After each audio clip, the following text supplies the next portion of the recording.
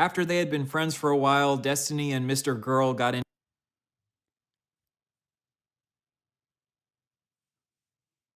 What is going on, dude? What is happening?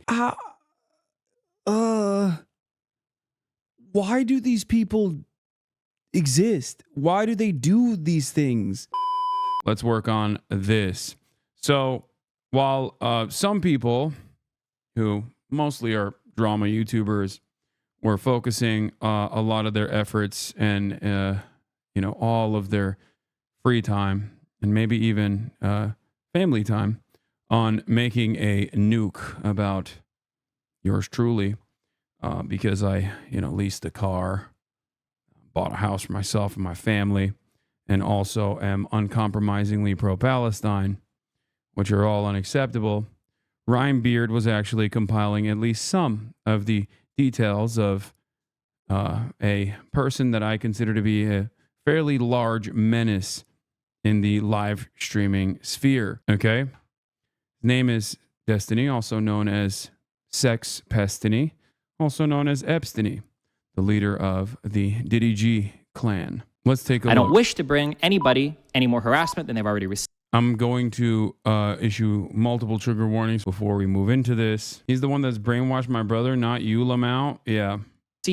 But you have to understand, I don't wish to bring anybody any more harassment than they've already received, but you have to understand that at this point, I'm kind of being pushed into playing my entire hand. There will be no vague allegations today. There will be no mentions of nukes, only mushroom clouds. I went with the title, Keffels, a case study on internet terrorism and mass media manipulation. This is going to be a cataloging of the past year, demonstration of what happens when communities fail to hold their own members responsible, and what comes of the belief that there are no bad tactics, only bad targets. That's crazy. Isn't this verbatim what him and Dan Saltman said about unleashing like complete warfare upon Twitch for the crime of initially banning Destiny and then also not banning me, even though Twitch has banned me in the past, but simply not banning me for my coverage on Palestine? Interesting that he's using this. It's going to be a careful documentation of lies. I'm not running around screen sharing people's. I'm not having secret recordings to be in my apartment. Bro, I'll talk about anything all the time ever. Are we serious? So then the question stands, did you Lauren Southern? Scams. Every single person on the internet that is pushing NFTs is just trying to find a bigger sucker. You can basically buy and sell, or you can buy and sell like Twitch clips, and you get an NFT that you can get autographed by the streamer. And you know what? If you buy it, I can go right up here and click autograph, and I can sign whatever NFT you want me to sign, okay? Threats. I think one of the funniest copes from Destiny's cult was on the NFT stuff, where I think their defense of that was, well, he just thought it was like a fun, cute thing that people can buy, and it wasn't to actually make money, when originally his argument about NFTs was that if you're going to buy it to make money, then you're stupid. It's like, no, dude, he knew it was a scam, and, he copped the bag anyway. That's it. It's just like an insane... To me, I feel like this demonstrates like messaging discipline. I think their Discord got an alert. You shot up 6K in 1 minute, probably. To me, this demonstrates messaging discipline, right?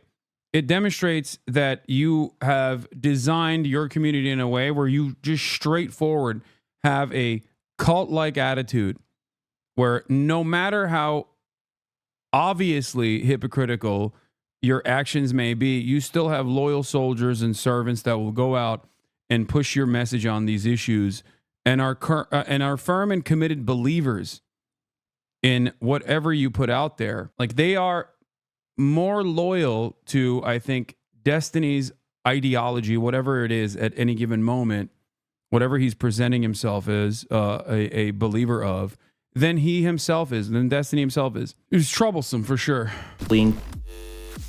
Doxing. I literally just doxed that girl, the one that tried to throw egg on me like a week or two ago.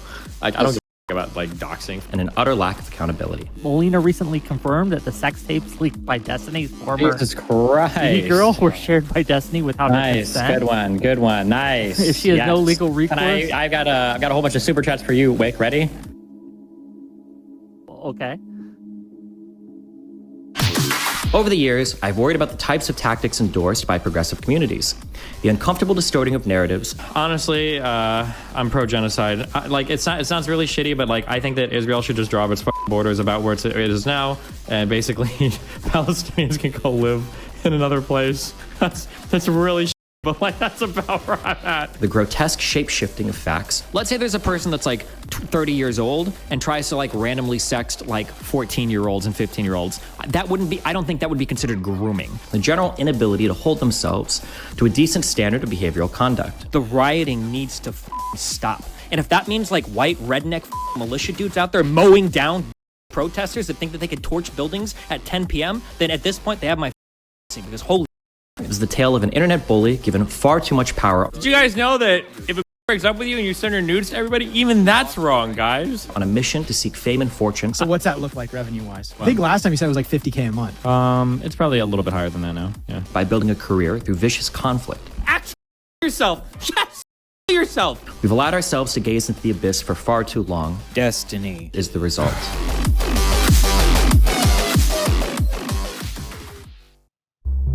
On January 8th, 2025, the streamer Destiny's ex-wife Melina accused him of sharing graphic videos of her without her consent to a 19-year-old young woman over Discord. Something I can't, like, I'm not gonna go into detail of anything, but there's plenty of people that's wondering this, but I feel like this should be obvious. Nothing has happened with consent with anyone, not me and not anyone else. Like there's been no consent. On January 21st, 2025, one of Destiny's close friends named Pixie accused him of also sharing graphic videos of her without her consent. Destiny later revealed that this 19-year-old he had sent these graphic videos to had allegedly been hacked, leading to these videos being leaked on the internet. I think a friend of mine's account from that I talked to like 3 or 4 years ago ended up getting compromised, and you know, sometimes you just gotta roll with the memes.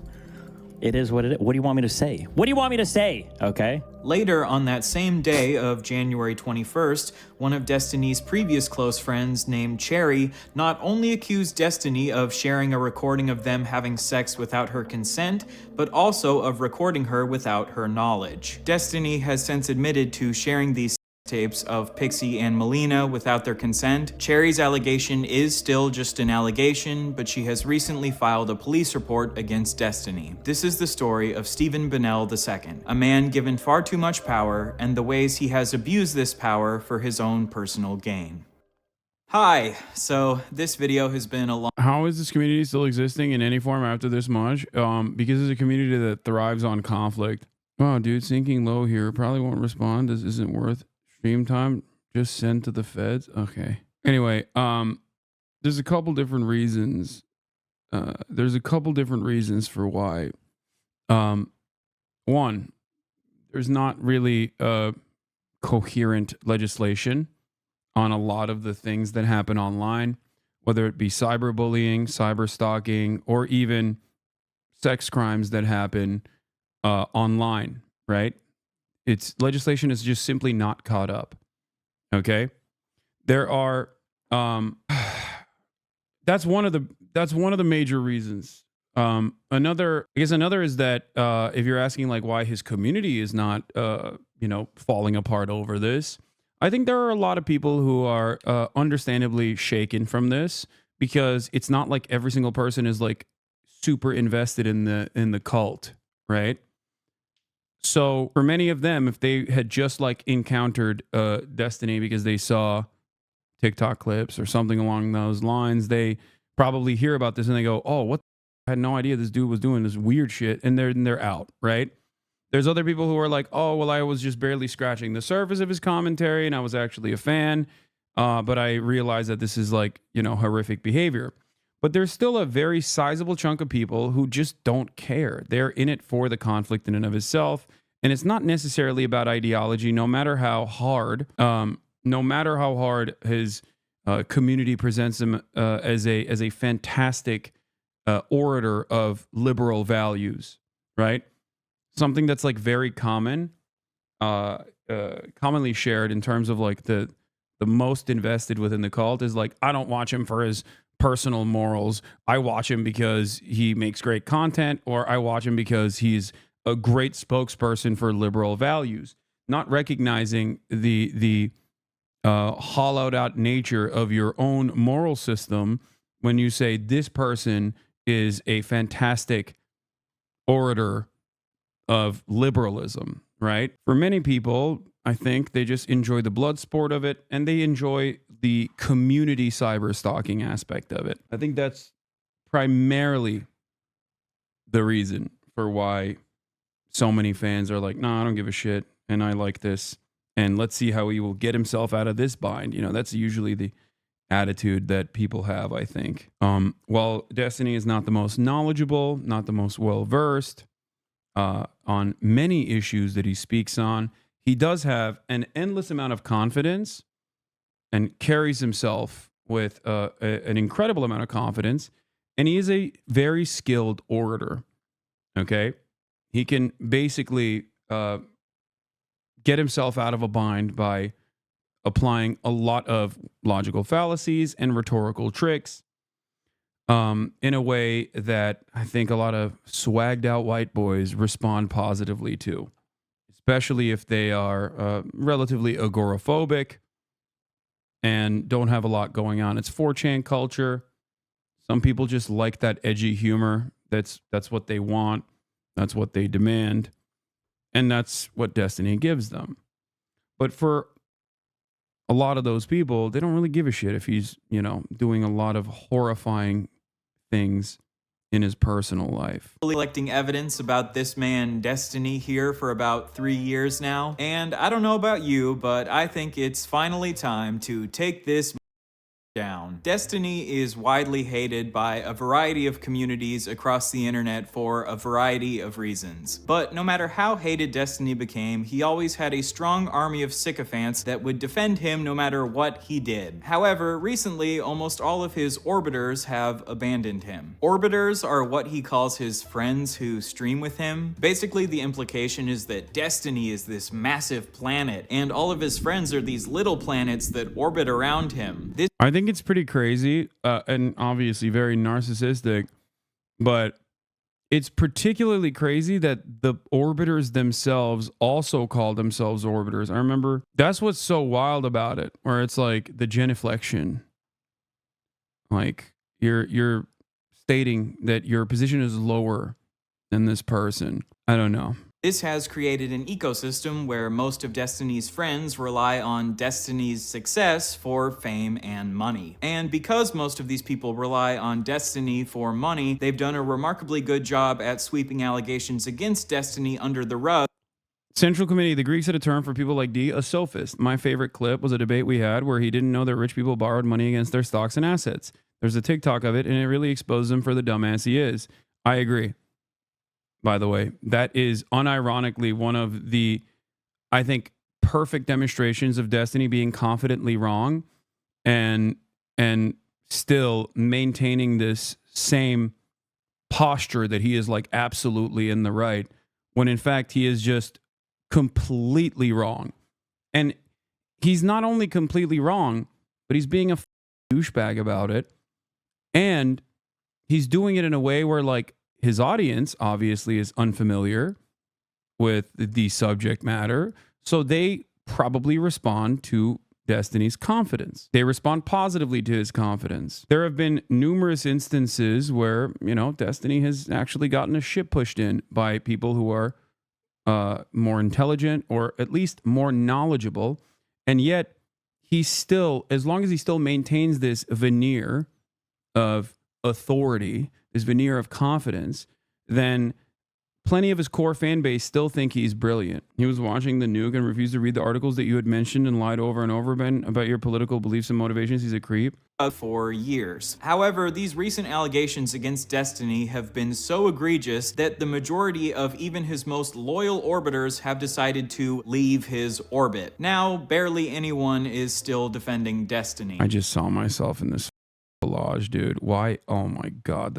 Why am I in this, bro?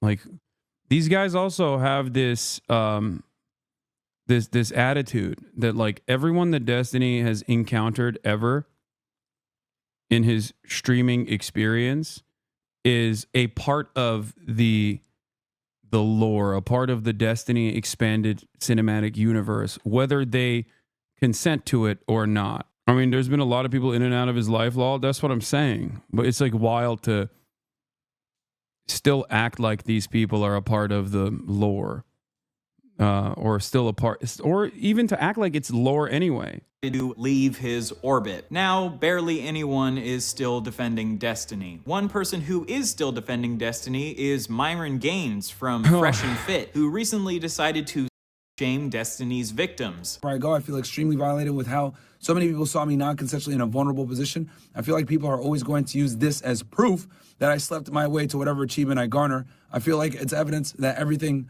would be better with me gone. Well, I hate to be the bearer of bad news, Prixie, but you did sleep your way to the top. You know, you gotta call a spade here. Even though Myron is an absolutely insane anti-Semitic woman hater who stands for everything that Destiny claims to be against, Destiny says that he has more respect for Myron than for anyone else on the internet. In all of my years, God, this feels so shitty. In all my years doing content, I have more respect for Myron than any other individual. Apparently, the amount of respect that Destiny has for you as a person is dependent on how willing you are to suck up to him. He is the only person that I've seen that will consistently go into areas where there's so much like laughing and jokes and fun times to be had right here. If he shit on me, but he doesn't. He won't do it. I have some level of empathy for Destiny's orbiters because it is difficult to be stuck in a position where you financially rely on someone who is not a great person. But I have basically no empathy for Destiny because I believe that Destiny is a massive piece of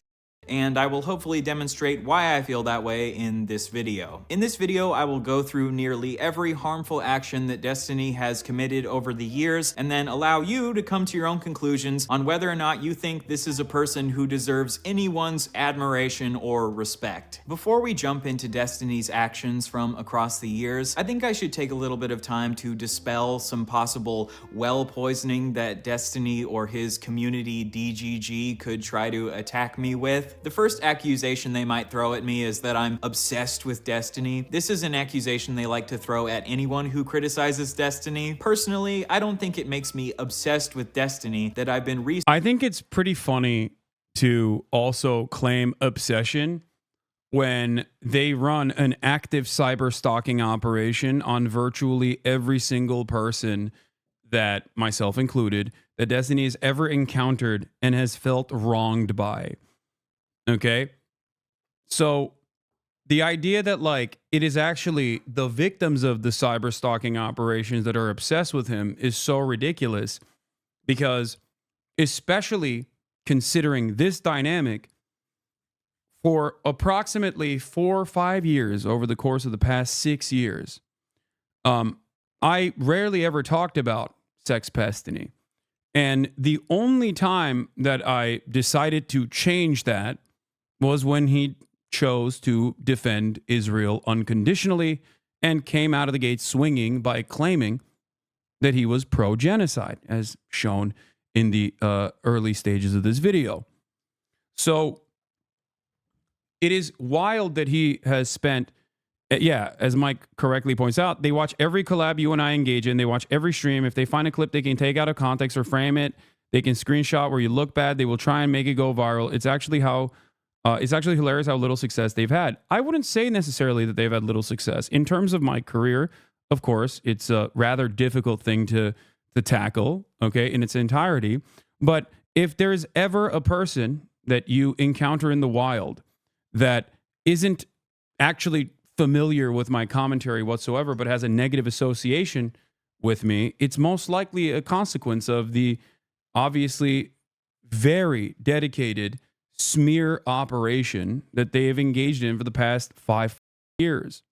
So there is some level of, there's some degree of success on that, although of course it's not that successful. But yeah, they do this to every single person that they feel has wronged Destiny, including but not limited to someone like Ludwig, where they made a 20-minute long documentary about all the times Destiny was cool, because Ludwig, in a single tweet, said that Destiny had bad vibes.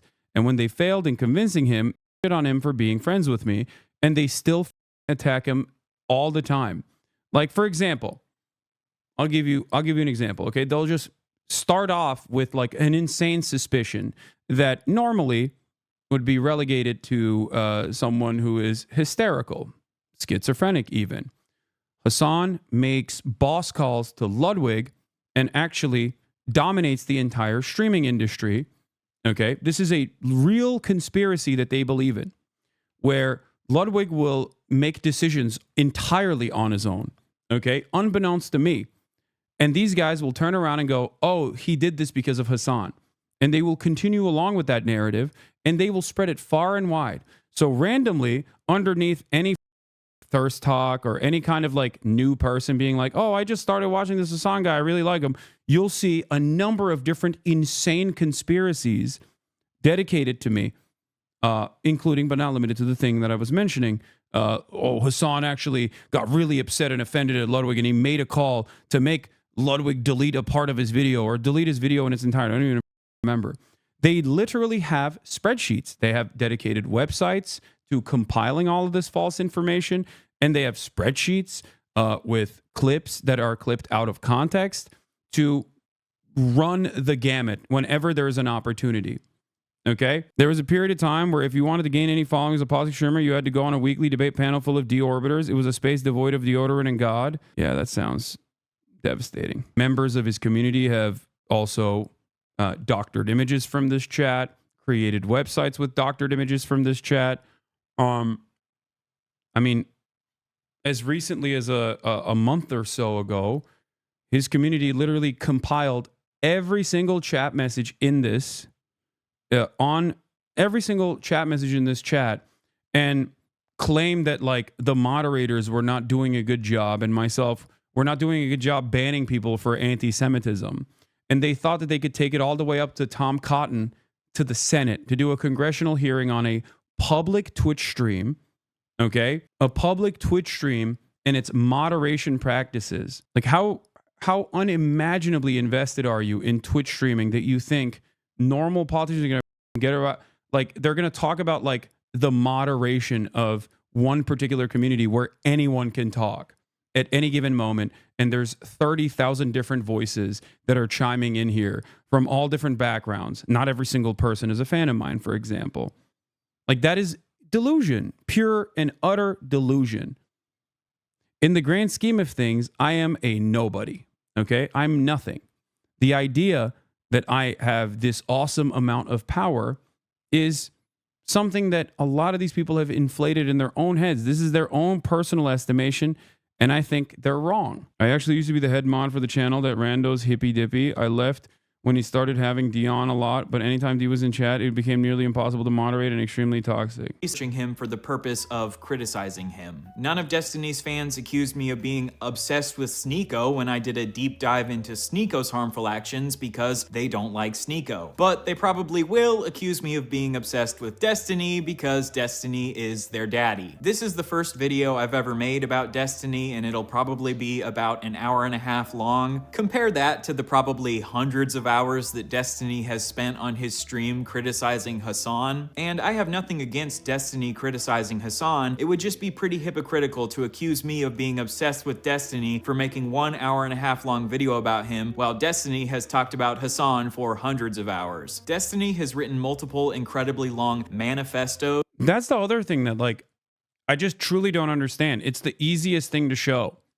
I have like what, 4 or 5 total videos with about Destiny in the past 6 years, or not 6 years.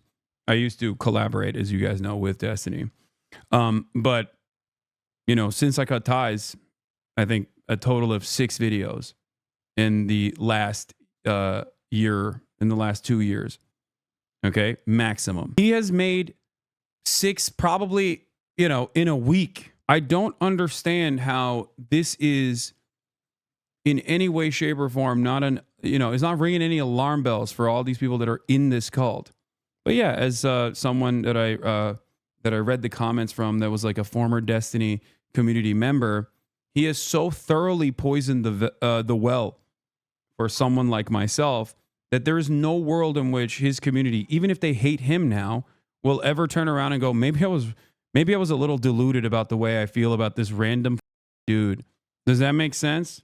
Criticizing creators like Vosh, Keffels, and Bob7, who Destiny believes have wronged him over the years. Although I find the label of manifesto a bit cringe, I see nothing inherently wrong with Destiny writing manifestos to chronicle the bad behaviors of these creators. So, in the same way, I guess this will be my manifesto against Destiny. And if you have an issue with me making this manifesto, I hope you will stay logically consistent and also criticize Destiny for making manifestos about Vosh, Keffels, and Bob7. If I had to predict how Destiny himself would respond to this video, he would probably respond with something similar to this tweet that he tweeted at me a couple years ago. You're hopping into a bandwagon of people accusing me of being a apologist because you're still upset that I bullied you off the internet a year ago. Don't play stupid. You know exactly what you're doing. To be honest, Destiny isn't 100% wrong here. I am jumping onto a bandwagon of people criticizing him, but I don't think that's an inherently bad thing to do. Destiny jumps onto bandwagons of people criticizing Hassan all the time. When Ethan Klein makes videos attacking Hassan, Destiny jumps onto the bandwagon. So when a bunch of people on the internet are criticizing Destiny right now for sharing women's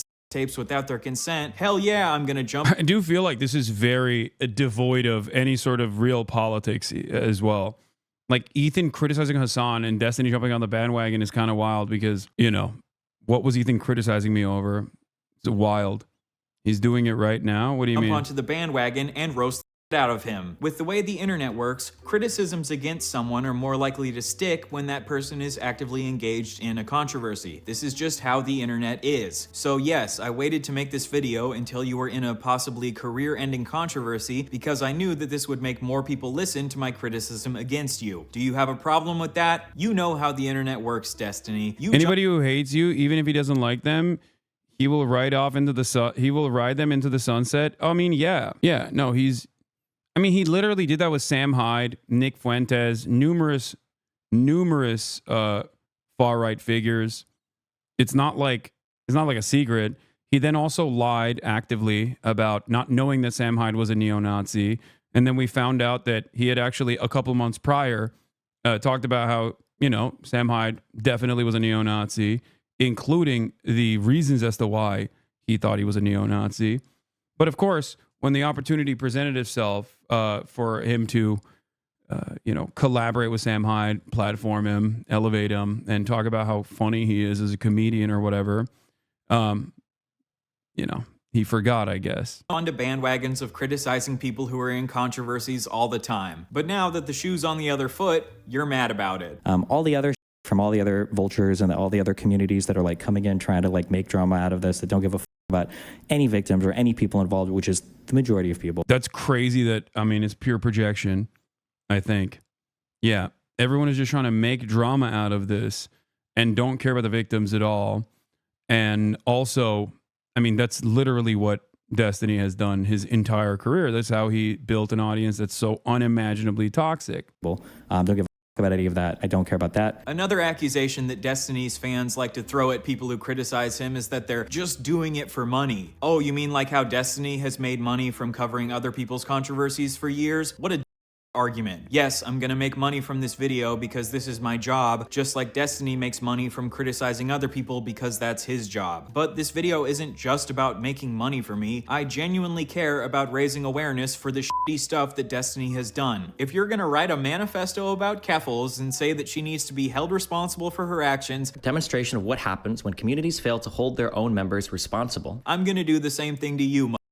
Now let's focus in on this part of the tweet. You're still upset that I bullied you off the internet a year ago. You know what, Destiny? You are not totally wrong. Being bullied off the internet didn't feel particularly good because people don't tend to enjoy being bullied. Destiny and his community definitely have bullied me over the years, but I don't really care to relitigate my personal beef with Destiny. Destiny and his community weren't very nice to the suit-wearing fatty. Who gives a But Destiny, you don't get to criticize Keffals for being a bully, Internet bullying. and then turn around and take pride in the fact that you're a bully. That is called hypocrisy. The fact that Destiny and his community have bullied me in the past probably is a factor in why I chose to make this video. And I would argue that the treatment that Destiny received from creators like Vosh and Keffals is one of the reasons he made manifestos against them. As much as I might want to, I am a human being and I can't fully separate myself from my own personal biases. And the fact that I have been bullied by Destiny and his community in the past does probably make me somewhat biased against them. If you feel like my personal bias against Destiny means that I'm not the right person to make this video, I respect that opinion and I encourage you to go watch a different YouTube video. But in this video, I'm going to try my absolute best to be as unbiased as possible and stick to the facts as much as possible. I am going to try my best to not view Destiny in bad faith, because I think even if you view him in good faith, he's still a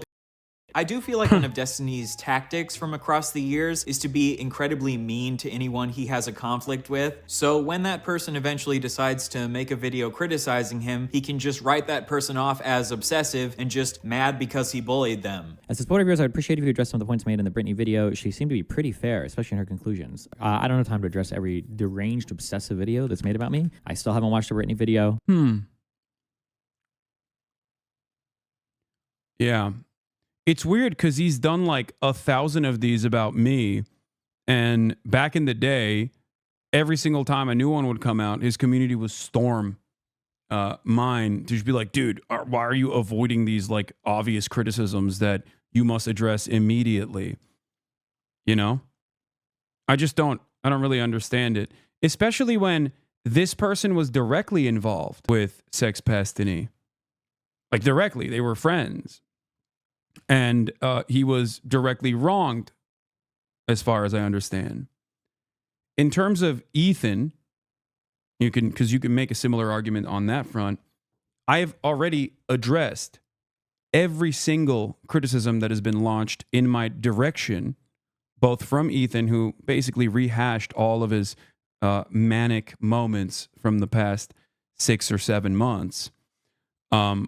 But not only that, but I had already addressed them 1,000,000 times over prior, because these are not unique or original claims. They were directly plagiarized from the sex pastiny community. Just add this tactic to the long list of tactics that Destiny and his community use to deflect criticism from themselves. The last criticism that Destiny and his community might make against this video is that I'm bringing up a bunch of old news that Destiny has already addressed. While that might be the case for some of the things I talk about in this video is not Chuck Dies, thank you for the 25, get the subs. Being made for Destiny's community. I'm making this video for the broader internet, and the majority of the broader internet doesn't know about all of these past controversies that you might consider old news. Contrary to what you guys might believe, the entire world does not orbit around Destiny. If Destiny is going to be interviewing potential presidential candidates like Marianne Williamson, then I think the broader political community deserves to know about Destiny's past actions. Destiny has said before that he has nothing to hide, and people can't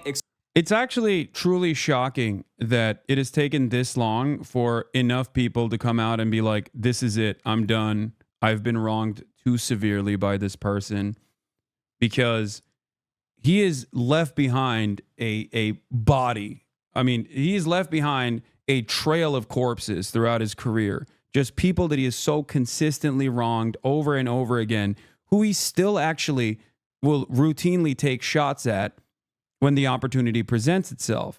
His community considers this burning bridges. They consider it to be content, right? And the only thing that I think has kind of kept a lot of people from coming out and being like, dude, what the f are you doing, is his active community of defenders who will engage in, sometimes, dare I say, sophisticated smear campaigns against everyone that has any sort of critical opinion over this man, okay? Like an unlimited amount of harassment, DDoSing if the opportunity presents itself, mass brigading, following you everywhere you go online, making it so that you are seen as like a toxic individual, trying to separate you from your real life friends by consistently smearing people that you collaborate with. And he's been able to keep this together by actively gaslighting his audience and maintaining the presence that he's doing this for some higher liberal purpose. And some people, I think, believe it. Some people, I think, recognize that as a true thing. There have been instances of physical harassment that Frogan has withstood. There have been instances of even someone physically coming up to me in the real world as well at the DNC. If you recall, the I'm shaking moment from the dude who was in the Destiny Discord, the Diddy G person that we found out was quite racist, as a matter of fact. He came up to me while I was live streaming at the DNC and said, Destiny made you, and then ran away instantly before I could even comprehend what was going on. We later found out that he was actually fantasizing about what to say to me, and that he was openly talking about how he was shaking. Hassan is right there. I'm shaking is the thing that he said. So, you know, and Destiny rewards that kind of behavior with admiration and recognition. That is the other side of this. He retweets when those things go viral. Like he likes that. I think that's a very dangerous game to play because you never know what some of your most loyal fans are capable of doing. So if you play fast and loose with urging them into taking direct action in the real world, that is extremely dangerous for other content creators and perhaps maybe even dangerous for yourself. There will be legal repercussions if they actually do something insane. Expose him for anything that he's done in the past because he's open about everything he's done in his life. When someone else was trying to expose Destiny for his bad behavior, he sent these messages to his chat. So if he wants to expose me, that's fine. Let him expose. But he needs to post receipts instead of just vaguely alluding to.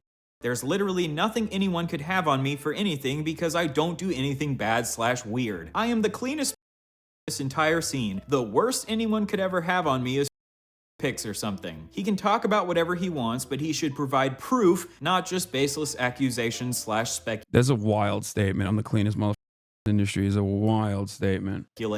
Alright, Destiny. In this video, I will provide plenty of proof and receipts to back up everything that I accuse you of. If what you said in these messages is true, then you should have absolutely no issue with me lying out everything that you've done over the years on the table. Are we on the same page? Great. Honestly, I feel like the fact that I feel the need to lay out all these preambles and pretext and shoot down possible criticisms before they make them should show you that Destiny's community have become masters at deflecting. Yeah. I'm not in a cult, says man who's clearly in a cult. It is cultish. I mean, it is a cult. I mean, down to the sex crimes. You can't have a cult without having at least some semblance of sex crimes. And now that we know, then there are receipts for that as well. It seemingly is the full thing. Deflecting criticism against them. You can call these Bert from Mary Poppins in the way that they're masters at sweeping. The joke here is that Bert from Mary Poppins is a chimney sweep. It's a funny joke, okay?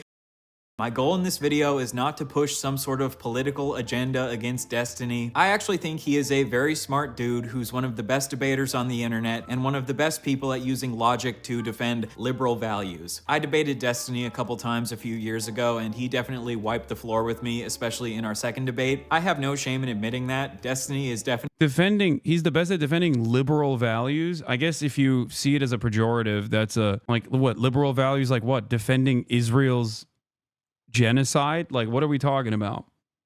Liberal values such as defending Kyle Rittenhouse, liberal values such as you know, the video, the things that you showed in the beginning of the video, which are what, like defending CP, defending sexual assault, victim blaming. None of these are liberal values. Okay, the reality of the matter is Destiny is a debate mercenary. He has no values. Okay, he oftentimes will say he's sociopathic. He'll say he's an egoist. He'll use anything and everything he can to make it seem as though he has, you know, convictions that can change when he encounters new information. But in many instances, he's just in it for the spirit of debate. A pure sophist. Your Central Committee is correct. Definitely a better debater than I am. Even if I disagree with a lot of his opinions because I'm a leftist, I can still recognize that he's done a great job dunking on a bunch of dumbass conservatives. But okay, that part okay, never mind. I don't disagree with that. Yes, he is very good at going after lowest common denominator conservatives. In the only instance where he's actually gone after a conservative that is also a successful orator, Ben Shapiro, he just sat there like a little puppy and agreed on so much. So much so that even Lex Fridman said, wow, it sure seems strange that you guys agree on a lot more than you disagree on. So yeah, going on Sigma Grindset podcast and like shitting on dudes who think that women should be in the kitchen is, you know, yeah, it's basically one step elevated from what Steven Crowder does. But whenever Destiny actually encounters someone who is more knowledgeable on a particular matter than he is, like an academic, for example, he will have to resort to as many rhetorical tools as possible in an effort to destabilize the conversation, keep his interlocutor on the back foot, and keep him consistently defending ridiculous positions to the best of his ability by claiming that he is simply testing their moral boundaries. Okay? He famously said that he has not real positions because that means he has to actually defend it. He likes to be on offense and assume the positions of Socratic questioner and try to find a gap in a person's knowledge so he can appear to be right. But if you examine his work, he doesn't actually have a consistent set of values. Yeah, he does not. That's why there's accounts like Destiny versus Destiny, where you can find older clips of Destiny defending a position and then immediately dunking on said position a couple of years later. It's not that he actually got new information and did his research, even though he claims that that is the case. It's because he's decided that he wants to defend that position now because it's a more fortuitous position for him, or sometimes a more edgy position for him. And that will garner him more attention and more love. People are like, hey, your chat has been spamming a ton of like really hateful. And like every YouTuber's like, wait, what? My chat? I had no idea. I'm just now hearing about this. I had no idea. It's like, bro, come on. Really? Ethan Klein, if you want to have a conversation with me, I am available. I can talk to you about any number of different political disagreements that we have, except this time I'm not going to be nice to you, okay? I'm not going to treat you with kitty gloves. They're saying they were hate watching. Yeah, that's the other thing. They currently are probably doing this right now as well. Destiny's website literally has a dedicated hate watching corner for every moment that he's not live. They'll just have my stream up or any number of different consistent rotating villains in his community. People that want nothing to do with him or his fans. Okay? They just sit there and hope that I kill myself, which is hilarious because, you know, I think I'm doing pretty good. I'm not going to talk to you like you're a special boy who deserves my special attention and that you're so funny and so special. I'm going to talk to you in the same exact way that I would to an actual political content creator. If there is a absolute subhuman savage commentator out there who was expressing your viewpoint about Israel, I'm going to talk to you in the same exact way that I would. Please, God, I'm begging you, Hassan, please, please, please. Like, this level of vitriol I don't have for anyone, including Destiny, okay? And that mother has done so much over the course of the past 5 years, okay?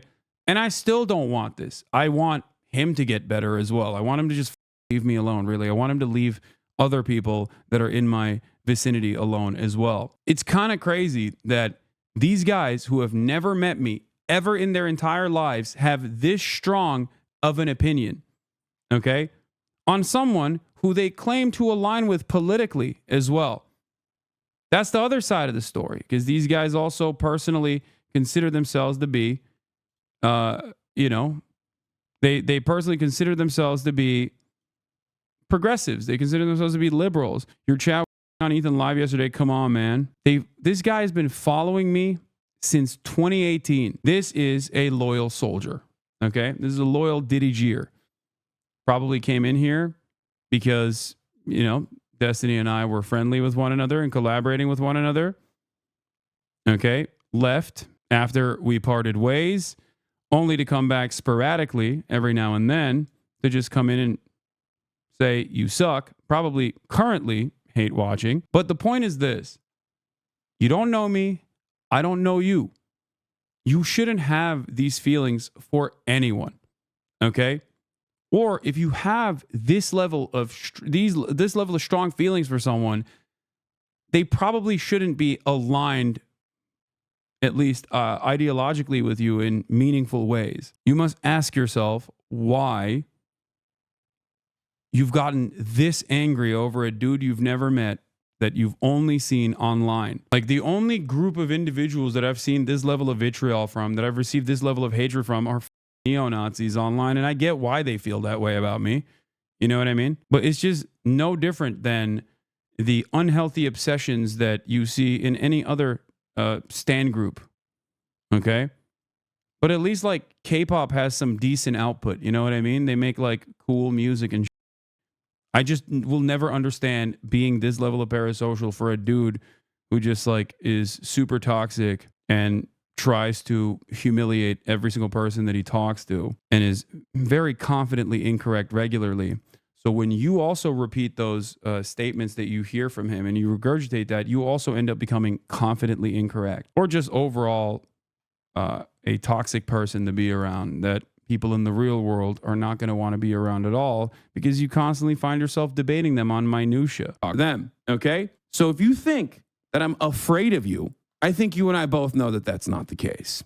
I think you and I both know that there's a reason why, despite the fact that you and I have very similar enemies, some of which you've turned into your friends, even after they got, unfortunately they got out.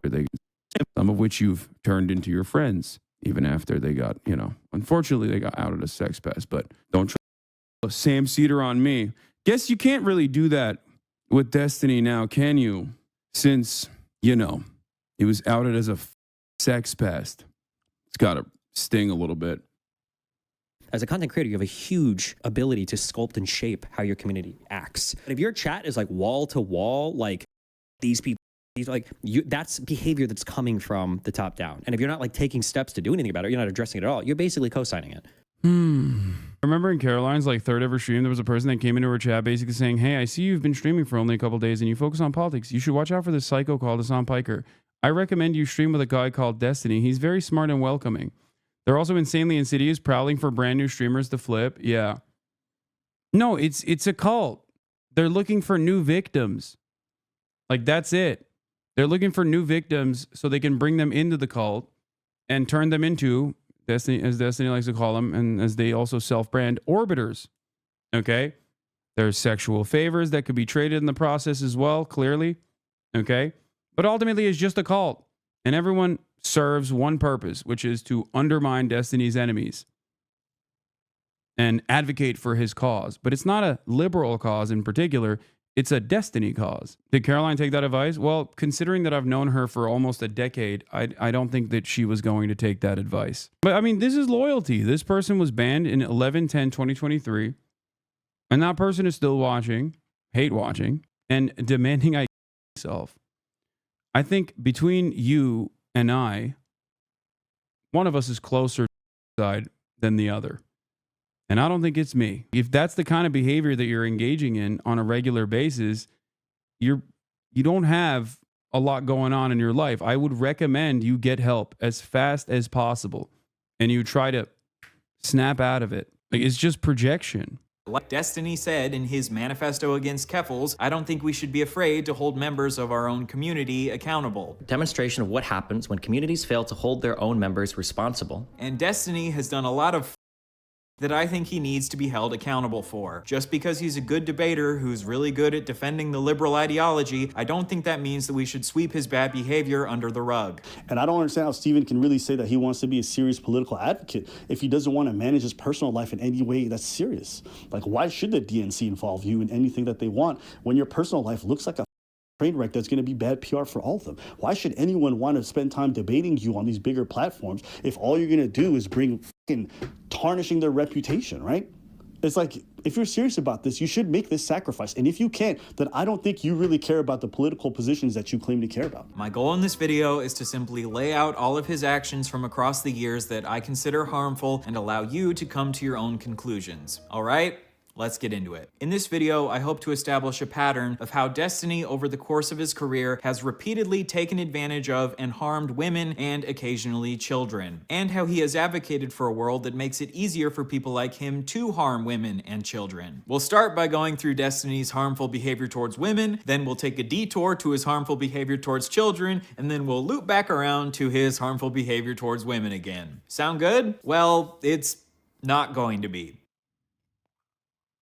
Around the end of 2011, Destiny sexually assaulted a woman on his live stream. I'm not using the word allegedly here because we have video of him doing it, and he has openly admitted that it was assault. I would say that in my streaming career in the past, like totally publicly, like I completely and totally like assaulted a girl on stream before for like 5 minutes or whatever. I got super drunk and was like grabbing her the entire time. Later, Destiny has attempted to downplay his actions here by tweeting, "I was drunk off my ass literally for the first time in my life." And he said that at the time he didn't understand how bad it was, but now looking back years later, he understands that it was reprehensible behavior. And at the time I figured like, oh, well, you know, we're gonna away, like it doesn't matter, like she's chill or whatever, like I'm drunk, it doesn't matter. Like at the time I'm thinking like, you know, oh, it's not a big deal, but like looking back I'm like, okay, wait, this is like really, really, really reprehensible behavior.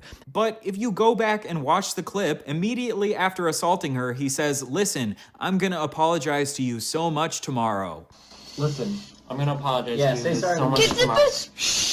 Why would you need to apologize to her tomorrow, Destiny? Is it maybe because you understood that what you were doing was wrong? To me, this shows that even in his incredibly drunk state, he knew that what he was doing is wrong. And obviously, being drunk does not absolve you of your actions. Otherwise, we wouldn't criminalize drunk driving. You've come here to this stream to defend drunk drivers to me. This is a common tactic with Destiny where he'll half take accountability for something, but half try to downplay it by saying, "Oh, I was so drunk at the time. Oh, I didn't understand how bad it was at the time." But I'm calling you understood that what you were doing was bad, even back when you did it, because you were an adult, not a baby. According to this woman, Destiny has never directly apologized to her, even though she would like him to. She acknowledges that he has indirectly apologized on his stream, but my question is, did he apologize? I would bet anything if you DM'd him to come on stream, he would bring you on to talk about it. Dude, it's like this is what I mean. This is what I mean in terms of like his fan base and the way that they operate. Like everything's content. It's like, oh, just come on the stream. Come on the stream. And he'll apologize for it publicly. Would love an apology. I don't think he ever will, but everyone that is there,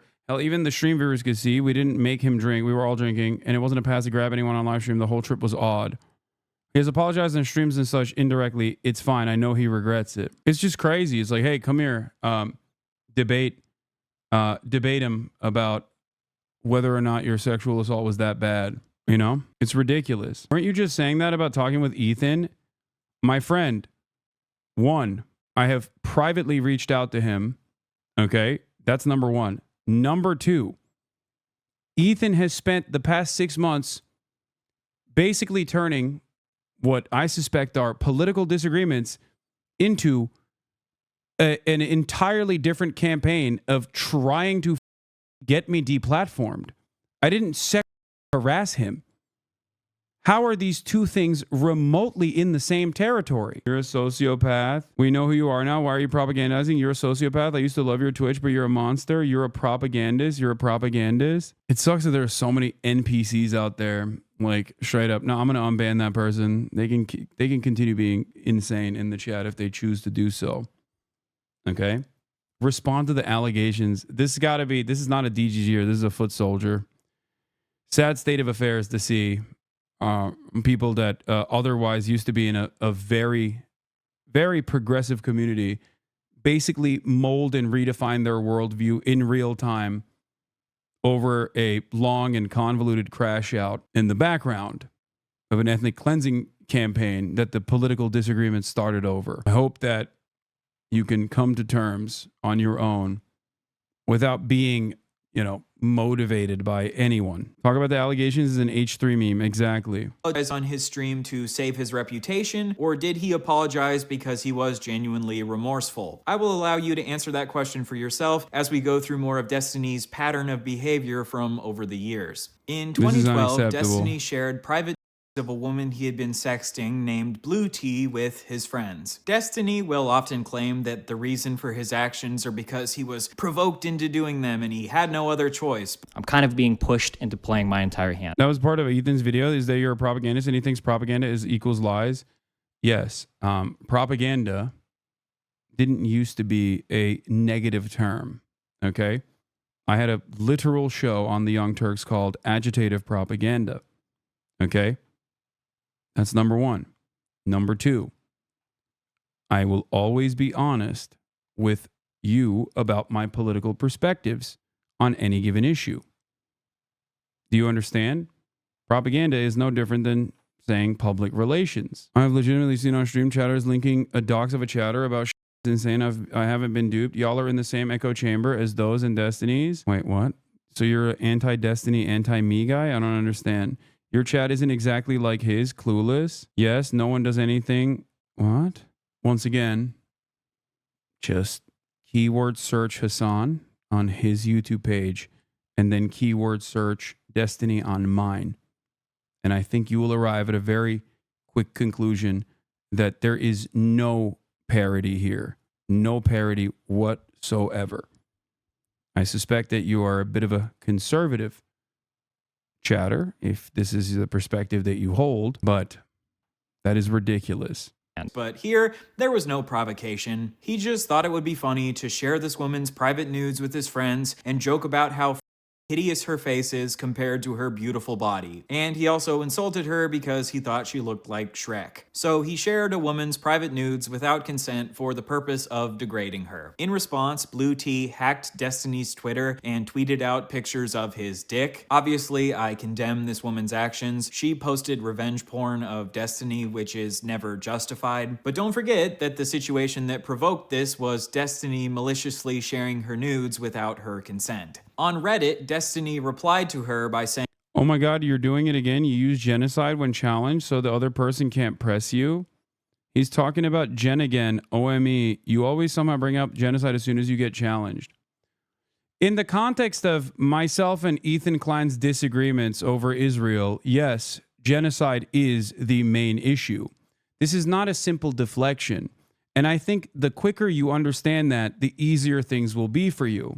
Just because Ethan keeps deflecting away and has probably mentioned the word genocide significantly more times as a humorous quip, both in his video and in general throughout the past 16 months of genocide, okay, that should be a little alarming to you if you do truly care about these values. This isn't to say that Ethan doesn't recognize what Israel is doing as a genocide. I'm not entirely certain on where he lands on this issue because I think he does change his mind quite a bit, okay?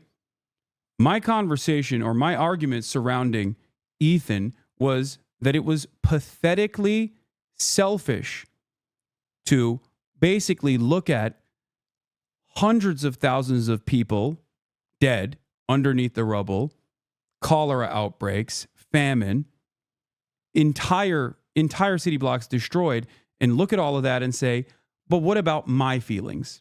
I think having a back and forth conversation revolving YouTube drama on the backdrop of a genocide is ridiculous. That was the point I was making. Not that I didn't have any time to do anything else, or not that I was simply using genocide to deflect away from honest criticism. Okay?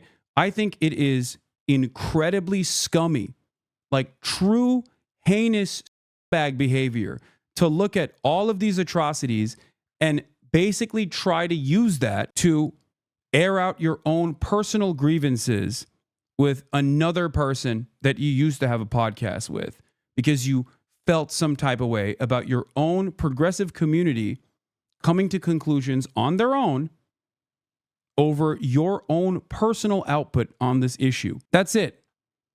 You can keep saying, I'm simply deflecting away. What have you actually done for Palestine other than platform yourself for money? I guess you got me there, chatter. Don't think I'll be able to ever... there's literally clips of you using the genocide card. No, dude. No. What you're referring to is Ethan cynically clipping to make it seem like I'm saying, oh, I just can't talk to Ethan. I'm too scared of him because there's a genocide going on, and not what I just described to you. If I am the primary target here, okay, don't you think that my perspective in this matters? Or do you think you can just keep repeating it over and over again? It doesn't feel like you care about the truth of the matter whatsoever, or even my perspective. You're in here simply to say genocide card, which is a gross statement to make regardless, especially when, you know, I have fairly actively covered all of these atrocities that have happened over the course of the past 16 months. And not only that, but that is also part of the reason why I have been endlessly harassed by the ADL, Destiny, and even Ethan Klein. It's not simply a card to be utilized in a content nuke. Okay? That's the point that I'm trying to make. And yet many people don't understand that. Ethan used a lot of clips of chatters trying to derail during Gaza content that make it seem like you shut down conversation using the word genocide, not because you were mid-coverage of mass murder. Yeah, it's gross. It's a really gross and really fucked up thing to do. It is a morally repugnant thing to do. Okay? A lot of people, I think, they fall victim to the whims of narcissistic people online in the simplest terms. Okay? Are you 100% convinced he's taking advantage of things and being disingenuous instead of just genuinely believing these weird views? Like, are you sure he's lying for attention rather than being delusional? No, I mean, I think there's a little column A, little column B for sure. Didn't you raise over $1 million for Palestinian aid within a week after 10/7? Yes, and then everyone said I was funding everyone said I was funding Hamas. Anyway, I'm gonna keep watching this video no matter how hard you guys try to derail it. I can't imagine how you can think that people will never, ever, ever talk about anything personal or private amongst their friends. Maybe I'm just stupid, but I can't see myself caring at all if you shared pictures between your close friends, especially given the fact that I'd never see any of them in real life. So, in this comment, Destiny is admitting that he did send without consent, and he's attempting to downplay his actions. A couple years later, when one of Destiny's friends named Bob7 allegedly shared a woman's nudes without her consent, Destiny said that this should be life-destroying. Bob7 shared photographs of multiple women after pressuring one to post one without their consent. But I do believe that these are relatively life-destroying revelations. But when Destiny does it, he justifies it by saying that he wouldn't care if someone did it to him. One of those comments was literally someone at DNC telling you to blow your nose when talking about Gaza. Apparently you telling that chatter to focus on the subject in hand is pulling the genocide card. These people really don't have any morals at all. Incredible stuff. I said this earlier today. Was it a Palestinian? I thank you for everything you do. It matters a lot. I try my best. This is known as the personal preference fallacy, arguing that something isn't wrong simply because you wouldn't. Why are you not watching the video? Will you watch with him? Are you going to delete people questioning you? Considering that I literally unbanned you in spite of your hysterics, I think you should be a little bit more charitable. That's number one. Number two, I already said it. If Ethan Klein has any sort of issues with me, he can take it up with me directly. Okay? I thought that, now that he got it out of his system after 6 months of constantly chirping, lying, desperately looking at his producers to be like, hey, do you guys agree with me? And have them sit there awkwardly in the backdrop being like, I don't want to give a comment here because you're kind of insane. Okay? As I've said, we can have that conversation face to face if he chooses to do so. But it doesn't seem like he wants to do that. It seems like he desperately wants me to watch his YouTube video. He's so proud of it. Okay? I'm down. I think there is something above simply watching a YouTube video of things that I have addressed 1,000,000 times over. Okay? Saying that while defending a dude that censors his comments, chat on Reddit is really funny. I know. Also, speaking of censoriousness, okay? Speaking of censorship, I mean, Ethan is literally deleting every critical comment under his fucking YouTube video. That's number one. I wish I was a millionaire like you. Wait, what? Okay, I don't know what this has to do with anything. Ethan is literally 100 times wealthier than I am. What the fuck? But as I was stating, Mr. Comments are hidden on this video. Mr. I'm banning paid members on the live stream because they dare to question me is over here as his fans being like, you're engaging in censorship. At least this time on content nuke that he put together after 6 months, even though all that came out was just a dud after all of that work, the thing that he decided to do was delete comments before they got any sort of motion whatsoever. Care if it was personally done to you. Even if Destiny wouldn't care if someone shared his nudes, which I doubt, that doesn't make it okay for him to do it to someone else. And a couple years later, Destiny demonstrates that he knows that sharing nudes is wrong by laughing at this clip of someone explaining how it's wrong. The guy sent the nudes to like his buddy, and the buddy sent it to the other buddy, and it just like the whole school had her nudes. Wow, right?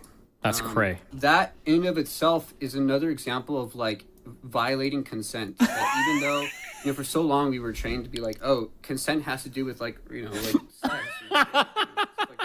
Did you guys know that if breaks up with you and you send her nudes to everybody, even that's wrong, guys. Him laughing like this is him sarcastically showing that he obviously understands it's wrong. So I think even back when Destiny did this, he understood that it was wrong. He's just pretending like he didn't understand that it was wrong to avoid taking accountability for his actions. Destiny has a long history of really not liking when women post about their negative sexual experiences online. Real talk, opening up about quote-unquote your on Twitter is incredibly weird and should never have been normalized. I have no idea why people encourage others to trauma dump on social media. It's insanely unhealthy. This was in response to a woman sharing an allegation about how she was stealthed. She was allegedly having sex with a man. She had established the boundary beforehand that he needed to wear a condom during sex, but in the middle of sex, he removed the condom, which is a form of I agree with Destiny that sometimes trauma dumping on social media can be unhealthy, but sharing allegations on social media obviously has the possible benefit of holding people accountable for their actions. And putting the words "your"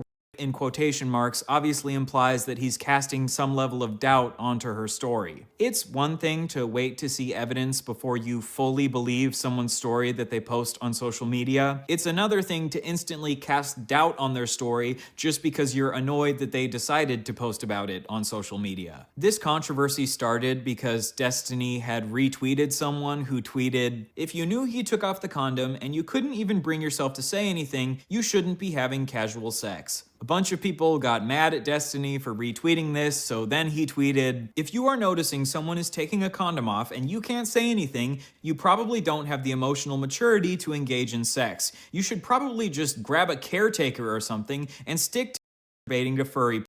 Sorry. People got even more mad at this tweet, so then he tweeted, "Sorry, I want to apologize for my last tweet. You should treat every single woman you come across like a child who's incapable of voicing an opinion about literally anything. Ideally, you would bring her dad along to every can guide her through the process." First of all, she did clearly assert her boundaries before sex. She just struggled to reassert her boundaries when this man started her because this made her so uncomfortable. I agree that if you struggle to reassert your boundaries during sex, this could make it more likely that you would end up being harmed during sex. And we should obviously encourage people to assert their boundaries during sex as much as they possibly can. But rather than show empathy for women who struggle to tell men to stop because they're so terrified while they're being Destiny decides to insult these women's emotional maturity and call them children. According to a neuroscience article in the journal Nature Human Behavior, victims frequently report immobility during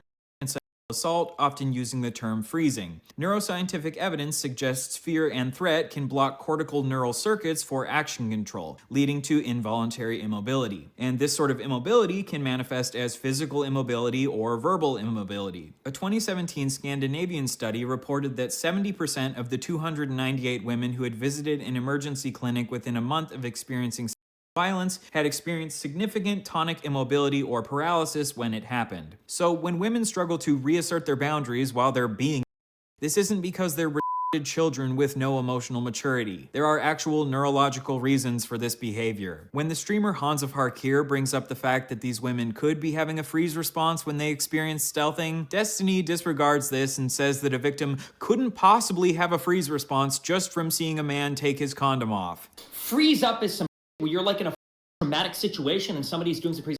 Not like you look down and you see that some asshole is trying to slip a condom off. Like, oh, I'm frozen out. I can't think. I don't take the condom off. I'm completely frozen. Bro, what the kind of 14-year-olds are you? No, are you serious? But according to a 2010 study titled Facing Freeze, Social Threat-Induced Bodily Freeze in Humans, even negative social interactions can trigger a psychological freeze response in some people. The more fear someone is experiencing, the more likely they are to have a freeze response, but even a moderate amount of fear can still induce a psychological freeze response. And seeing someone non-consensually removing their condom during sex after you've established that they need to wear a condom absolutely could cause enough fear to induce a freeze response. The way that Destiny chooses to mock these women who claim that they do have a freeze response while being stealthed is just really gross. I don't know what else to say. Oh, I'm frozen out. I can't think. I don't take the condom off. I'm completely frozen. I think this is from the person who is a child. They said, I've actually saying no just made me harder. I know that's what happened after he pulled out. This is not incomprehensible that I would just walk away from that situation. It sounds like she needs to stop having casual sex. To be clear, I don't think that Destiny is saying it's okay to stealth people, but I do think he is choosing to mock women for something that is outside of their control. Obviously, women do have some level of control over reasserting their boundaries during sex, and we should always encourage people to assert their boundaries as much as possible. But if someone is struggling to reassert their boundaries because of a freeze response when someone is them, maybe we shouldn't call them children. After this controversy, the absolutely brilliant trans activist known as Keffels decided to make a false allegation against Destiny. She claimed that Destiny himself had stealthed a woman. Oh yeah, meanwhile he stealths people, which is legitimately a form of insane. As far as we know, this is totally untrue. Destiny himself has not stealthed a woman. He was just a massive to a woman who was stealthed. To give Keffels credit, she did acknowledge soon after this that she was wrong and Destiny actually didn't stealth anyone. Wait, I don't... This is wild because, like, rarely ever do you have just so many people that despise me fighting each other all the time. And I want nothing to do with any individual involved. I don't know if he did it. Wait, backing up, I don't actually know if he did it. But Keffels, maybe consider trying to be really sure before you make these types of allegations against people. Destiny is correct that spreading false allegations like this absolutely does undermine the cause of the left. Making this false allegation against Destiny allowed him to shift his focus onto your false allegation instead of focusing on the fact that he was a massive to this woman who was stealthed. Unfortunately, many of the people who have tried to take down Destiny over the years haven't been the sharpest tools in the shed. Speaking of tools in the shed, let's talk about the time that Destiny tweeted that he hopes a woman is to death with a shovel. In 2015, the porn star Stoya tweeted allegations that the male porn star James Dean had. This tweet really upset Destiny because, as we've established, he really does not like it when women talk about their negative sexual experiences online. Jesus, why not file a police report instead of tweeting this? You're disgusting. What a it at Stoya. Stephen Bennell, why don't you write us a long list of everything you feel a survivor of should do? Then I'll use it to wipe my ass. Survivor! It's not murder, not beheading, not a fatal car crash. Everyone survived. Get over it. What's really interesting about this also is that this community has routinely relied on radfems to haunt my ass, basically, by bringing up and falsely claiming that I went to a brothel that was charged with like sex trafficking. They'll just like regularly lie about insane shit. They'll say that they'll always use that clip where I'm talking about the anti-woke pro-rape college that Republicans send their daughters and sons to, saying that if these guys want to voluntarily go to the school, it's better to just keep them contained at the pro school rather than have them run rampant on every college campus, claiming that that is me saying Hassan wants rich women to be victims of. And people see those things and not realize that it's coming from the community helmed by this soul and just get up in their feelings. It's so easy to manipulate large groups of people and get them to be on board with a cause. It's crazy without anyone ever doing like their due diligence. Yourself. Survivor here. Hello. Want to talk about how hard it is to go on every day?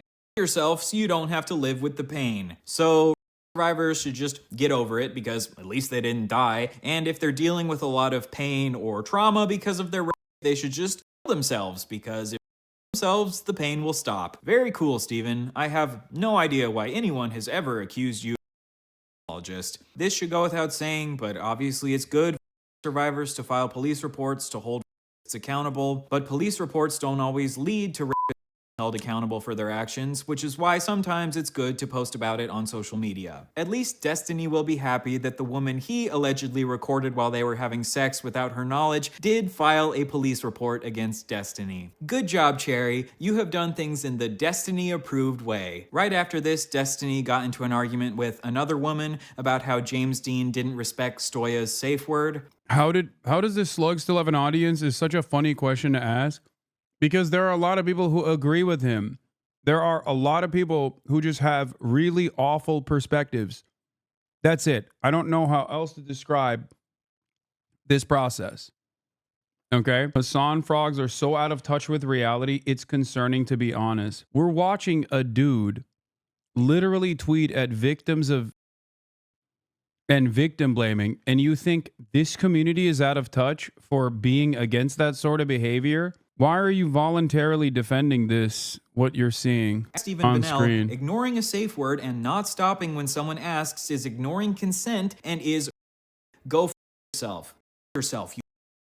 I hope you with a shovel until you bleed out your badge and die. Holy. This right here is probably the most violent, vitriolic language that I have ever seen Destiny use in his entire career on the internet. And it just so happens to be in response to women talking about their negative sexual experiences. My question after seeing all of this is, why does Destiny have such an intense hatred for women talking about their negative sexual experiences on the internet? Is it because he just cares so much about these women and he doesn't want them to harm their own mental health because trauma dumping on the internet can be really damaging for them? Or is it maybe because a culture where women feel comfortable coming forth with allegations on the internet can lead to women like Pixie and Cherry and Melina coming forth with allegations against people like Destiny, exposing them for being massive pieces of I will again allow you to answer that question for yourself. We'll get back to Destiny treating women like a little bit later on, but now let's pivot to Destiny harming children. For some strange reason, a lot of people like to label Destiny here a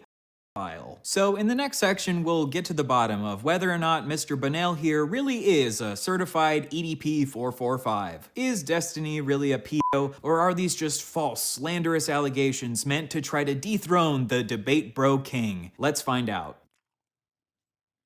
In 2012, when Destiny was 23, he shared in a group chat with a couple of his friends the messages, "You want to see the sick in the world? So many fangirls. I had one that was 15. She wanted to meet and hook up. Dude, she's 15. What the But she sent me pictures that made it so hard to say no." Then Destiny linked a picture of this girl in a bikini in the chat and said, "Girl on the left, so hard to say no. Gonna get arrested one of these MLGs, man." So in these logs, when Destiny was 23, he said that it was really hard to turn down hooking up with this 15-year-old because she looked so good. I've covered a bunch of this stuff as well in the past, so it's not like that shocking, I guess. Some of you have probably heard me cover this stuff recently. But it is like, this dude has been a menace for a decade plus, okay? A decade plus. In this picture of her in a bikini. He then shared this lewd image of a child with his friends and said that he's gonna get arrested someday. Well, like I said, a woman just filed a police report against Destiny, so we'll just have to wait and see if his prediction comes true. A couple years later, in 2015, when Destiny was 26, he shared in his chat, "I would out of that 15-year-old, what? There's no way that chick is 15. So now we've seen two separate occasions where Destiny says that he's attracted to 15-year-olds. Ironically, this conversation where he's sharing a picture of a 15-year-old in a bikini with his friends is the exact same conversation where he also shared that other woman's nudes without her consent. Sharing non-consensual nudes and sharing a picture of a child in a bikini in one conversation? What a certified Destiny moment. This is what we in the business call a Diddy-stiny party. A common defense that Destiny fans will give when he says that he wants to have with children is that he's just joking. For example, these tweets where he says, "You were hot at 10? Any pics? Check DMs. Jesus, I've never wanted to bend someone over the hood of their little tyke so bad." I do think these tweets are Why won't the DNC take me seriously? Jokes, very strange jokes, but I don't think that him saying he wanted to hook up with this 15-year-old was a joke. You know that classic prank where you send your friends pictures of kids in bikinis and say how hot you find them as a joke? And to help prove that this wasn't a joke, here are some clips of Destiny doubling down on his attraction to this 15-year-old in a debate with someone named Mr. Medicare. Of course, of this chat log, I was talking with a bunch of other esports guys, and we were basically talking about how crazy the jailbait is in the gaming communities. It's ridiculous. I think I said something along the lines of like, there are 15-year-old chicks that are like hot as will like try to send you pictures to like you at events, and it's like you have to be really careful when you navigate that. So what is the admitting to off to 15-year-olds then? What is that in relation to? I never admitted. I think I just said like this. I think the log is something like this 15-year-old chick was trying to send me, or was sending me pictures of herself, and she was hot as. It's like really hard to like turn down some of these people. I think. Wait, how old was she? She said she was 15. So you did get pictures from a 15-year-old? Not nudes though. Sorry, I should specify. I think a couple pics of her like at the beach or some shit. But in swimwear. Yeah. So you're getting swimwear pics from 15-year-olds? Yeah, hell yeah, dude. This shit. So, in these clips, he says that some 15-year-olds are hot as and he admits to sharing a picture of this 15-year-old in a bikini to his friends. So, is Destiny a pedophile? Well, he admitted that he finds some 15-year-olds hot as and he sent his... Well, his response to this would be, actually, it's a phobophilia. Pedophilia is being attracted to a different type of minor, an even younger minor, which, you know, problematic for obvious reasons. His friends a picture of a 15-year-old in a bikini because he found her so attractive. A lot of arguments with Destiny about end up getting wrapped up in semantic debates about labels instead of focusing on the facts of the matter. If you call Destiny a pedo for being attracted to a 15-year-old, he'll launch into a tirade about how, Pedophilia is the attraction to prepubescent children, and 15-year-olds are post-pubescent. So therefore, by calling me a pedo, you have slandered me. So then you go, okay, I guess you're not a pedophile, you're an ephemophile, because ephebophilia is the attraction to teenagers aged 15 to 19. So then he'll go, no, ephebophilia is the primary attraction to mid to late adolescents. I'm mostly attracted to adults. I'm just a little bit attracted to children. There are 15-year-old chicks that are like hot as. So therefore, I am not an ephebophile, and you have slandered me yet again. Also, there's nothing inherently wrong with ephebophilia because 18-year-olds and 19-year-olds fall under the category of ephebophilia, and there's nothing wrong with being attracted to adults, so your normative position condemning ephebophilia in its entirety is already a flawed premise. And even if I was a there's nothing wrong with being attracted to children. It's only bad if you act on that attraction. So therefore, you have slandered me in countless ways, and my community will now harass you for years. See how you've now had an exhaustive masterclass on how Destiny and his community operate on literally this issue. 20-minute debate about labels instead of focusing on the fact that Destiny admitted to being attracted. I hate to be pedantic, but in the law, the word means being sexually interested in any child, which is defined as a person under the age of majority, which is 18 in most states in the world. So calling them a pedophile is totally valid. To me, I think ephebophilia is basically a substitute term where you're just saying like, no, you don't understand. I want to fuckable minors is what you're saying. So you still think like some minors are. Got it. That's still weird, dog. You're a weirdo. To some children and admitted to acting on that attraction by sending a picture of a child in a bikini to his friends. This is the debate bro way. Crush your opponent through pedantic arguments about semantics so you never have to actually take accountability for your actions. As far as we know, I don't think Destiny falls under the clinical definition of pedophile, but the colloquial definition of pedophile is someone who is attracted to children, and Destiny is at least somewhat attracted to children. There are some 15, 16-year-old chicks that like look pretty like I can't help that. Like some people mature older. Destiny defended another streamer who got exposed for having sex with a 14-year-old by saying, even if he did bang a 14-year-old, no, that's not what pedophile means. Go look it up. Seriously, if you don't understand the difference between being attracted to someone that happens to be young and being attracted. He's such a meme of libertarianism too. It's pretty nuts. It is kind of crazy that so many people just hear all of this and still kind of go, nah, that's my goat. Go look it up. It's actually ephebophilia.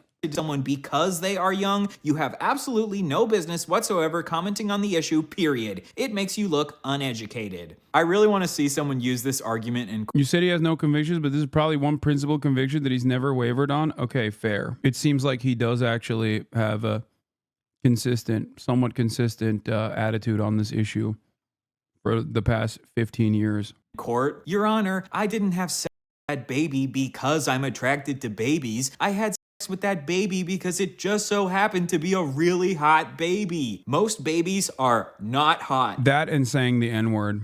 But every once in a while, one of those extra special babies rolls their stroller on past my goon cave, and I just can't help myself. But this does not make me a pedophile. You look really uneducated right now. You know what, Destiny? You can feel free to have your pedantic definition of that only applies to being specifically attracted to prepubescent children because of the fact that they are prepubescent. And I can say that I think you are a freak for saying as a 26-year-old that some 15-year-olds are hot as and for as a 23-year-old sharing around a picture of a 15-year-old in a bikini. Deal? The next child-related Destiny incident is when him and his friends, the Bro Squad, watched an 8-year-old boy shake his penis for them on a live stream. I shouldn't tell this because I'm gonna get arrested. Or Child Protective Services. I used to be part of this horrible thing called the Bro Squad, okay? Me, if you remember that and a couple other people that have never been on my stream before, were part of the Bro Squad, and what we would do is we would go around Justin TV streams trolling the shit out of these people. And we went around from Man, that's such a funny troll, dude. That's crazy. channel to channel, like around. Like, it was just horrible shit. We went to this channel with this kid was like 8 years old, and he was broing out with everybody in this chat. For whatever reason, this kid decides to take his pants off and look at this 8-year-old on stream. I can't even believe it. Oh my God. It was like, I didn't even know, like, we were on... Dude, epic troll, man. Epic troll, sir. Epsteiny. Guy, we were like, holy shit. Like, we had to do like a double take because we didn't even know, like, what the was on. Like, we were looking at like an 8-year-old on the screen. And his brother, we called him Captain Push-Ups, would like come in the room. And this guy was like 14 years old. He had his shirt off and he was like this. Like watching this stream the entire time and shit. Oh my God. As far as what Destiny says in this clip, they didn't ask the child to pull his pants down, but I still think it's very bad that him and his Bro Squad didn't immediately click off of this live stream the second that this child exposed himself. If a child exposes themselves to you, I think you have a moral responsibility to immediately click away from that. But I guess Destiny and his Bro Squad thought it was really funny to sit and laugh while staring at an 8-year-old's.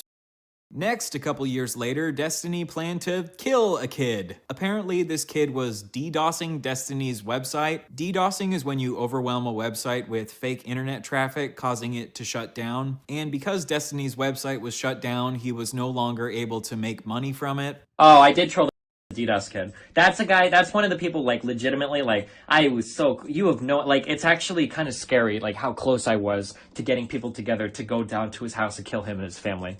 Or it would have just been him and his father. Because I didn't know anything about it. Dude, that was some of the most shit in my entire life. I was so close to doing it. But I was making so much money on Twitch, and I don't know if Nathan was involved in yet, but for whatever reason, I decided that the current life I had wasn't worth the risk of... Oh my God. Oh my God, I was so close to this dress. I had streets mapped out and you have no idea. That's when I first started getting an interest in like owning a weapon. I got a permit to own a gun and everything. Destiny obviously never went through with killing this kid, but the fact that he legitimately planned to kill him is unhinged. Were you really considering it? Yeah, of course.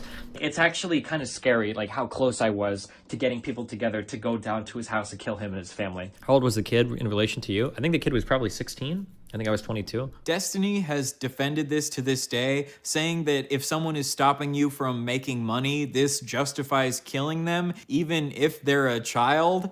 If you came outside every single day and some guy was slashing your tires and he wouldn't stop and you called the police and nobody wanted to do anything, despite having proof for it, you're like, well, I'm gonna have to attack this dude and maybe even kill him. Yeah, sure, go for it. Obviously, I agree that someone maliciously taking away your primary source of income is incredibly bad, but I think there are a lot of other possible avenues you could explore before jumping to the nuclear option of shooting a child. As much as it obviously sucks to lose your income, I think if you need to choose between killing a child in cold blood and losing your Twitch revenue, you're just gonna need to put the fries in the bag and get a new job. The next child-related Destiny incident is when he encouraged an infamous lolly or drawn CP artist to draw a picture of his 6-year-old child. This artist is a man named Shadman. Wait, what? You might recognize Shadman.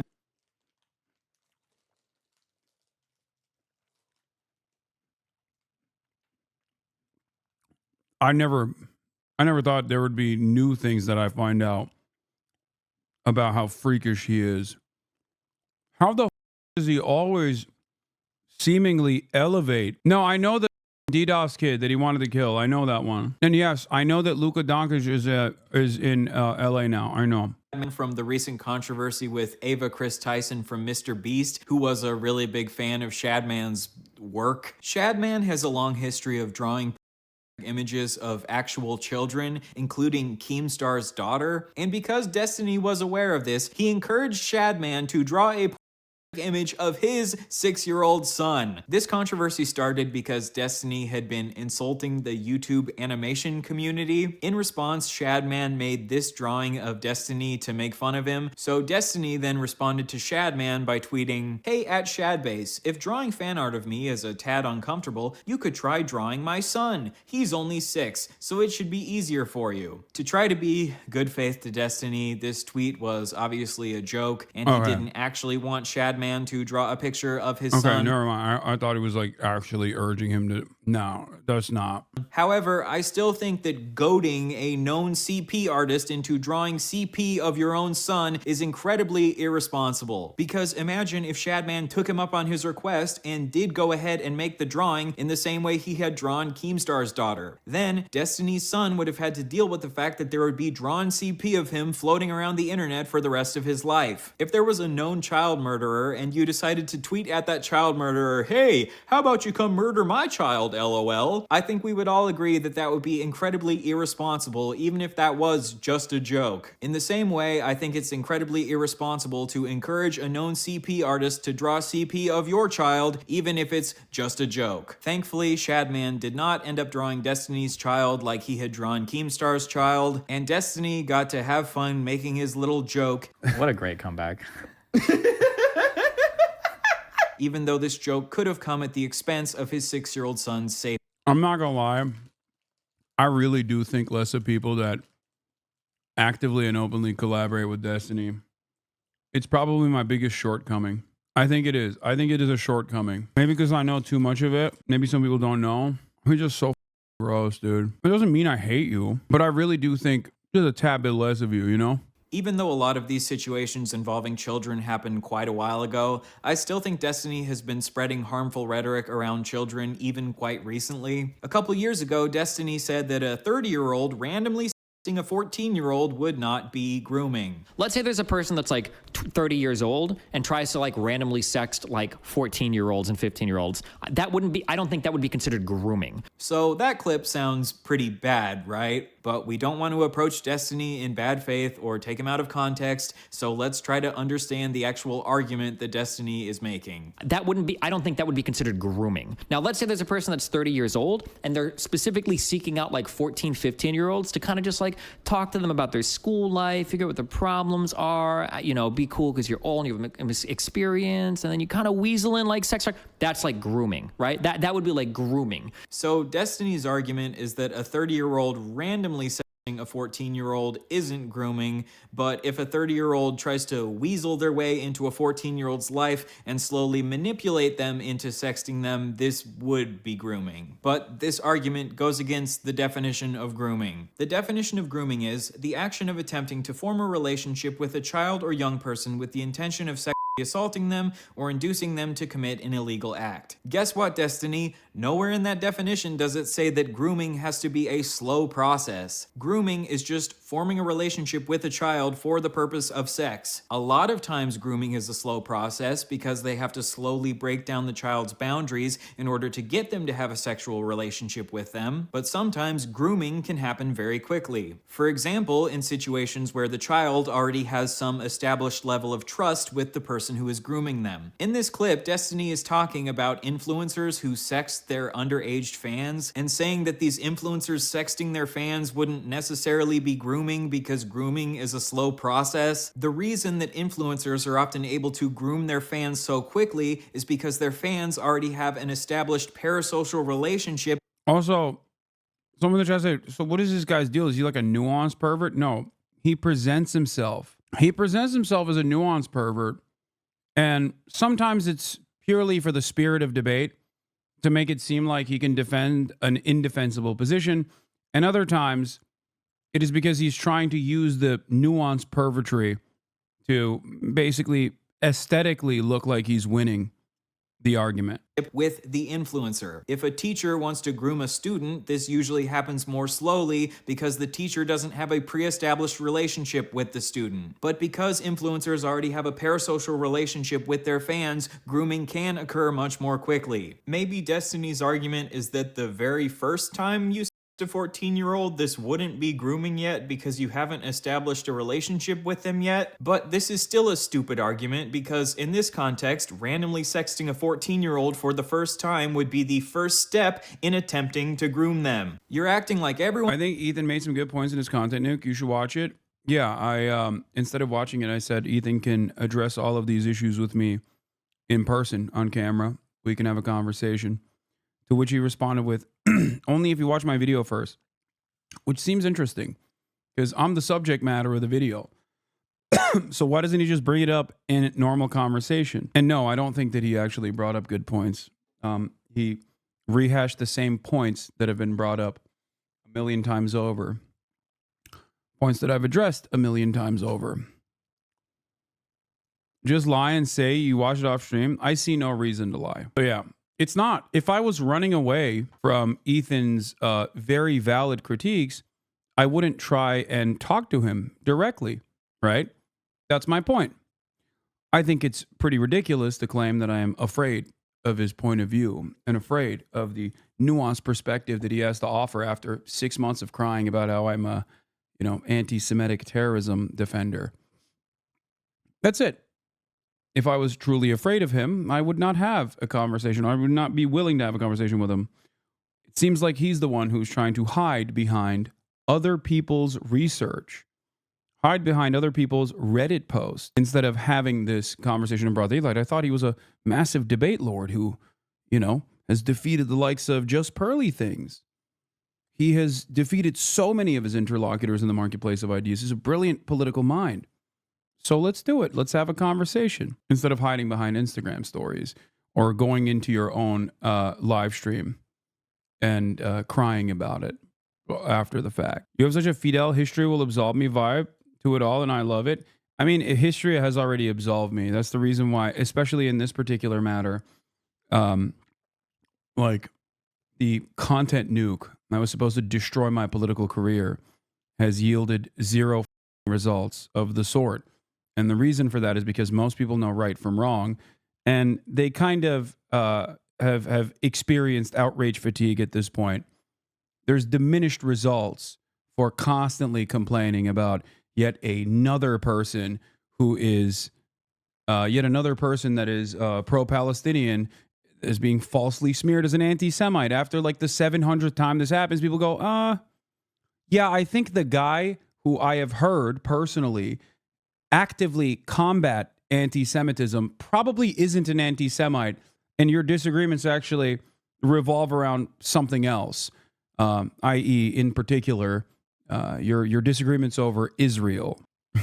People will be like, man, Ethan made some really good points. Meanwhile, his video is literally just saying, like, I'm Hasanabi. Everyone is so stupid for not understanding grooming while you don't understand grooming. Destiny would claim that he just cares about definitional specificity, but the specific definitions you're promoting aren't even accurate. I'm not saying that Destiny is making this argument because he wants to groom children, but when you combine him saying that some 15-year-olds are hot as with him sharing around pictures of 15-year-olds in bikinis, with him saying that 30-year-olds 14-year-olds isn't necessarily grooming, it starts to paint a very strange picture. Destiny also got really mad that people were labeling Drake a pedophile. He even had a debate about why it's totally fine for Millie Bobby Brown at 14 to be texting Drake about relationship another advice. classic. When you say he's texting her and he wants to give her dating advice, what if she's the one that brought it up first? Should he say something like, I'm sorry, but it's inappropriate for me to talk to you about high school boys? Or what? Like, what? Yeah. You do it all the time. When some young person comes up to you and starts saying some weird stuff, you just sit there with this 13-year-old and then you start having conversations extended about them about dating? Yeah, I have before. What do you mean? No, would I tell if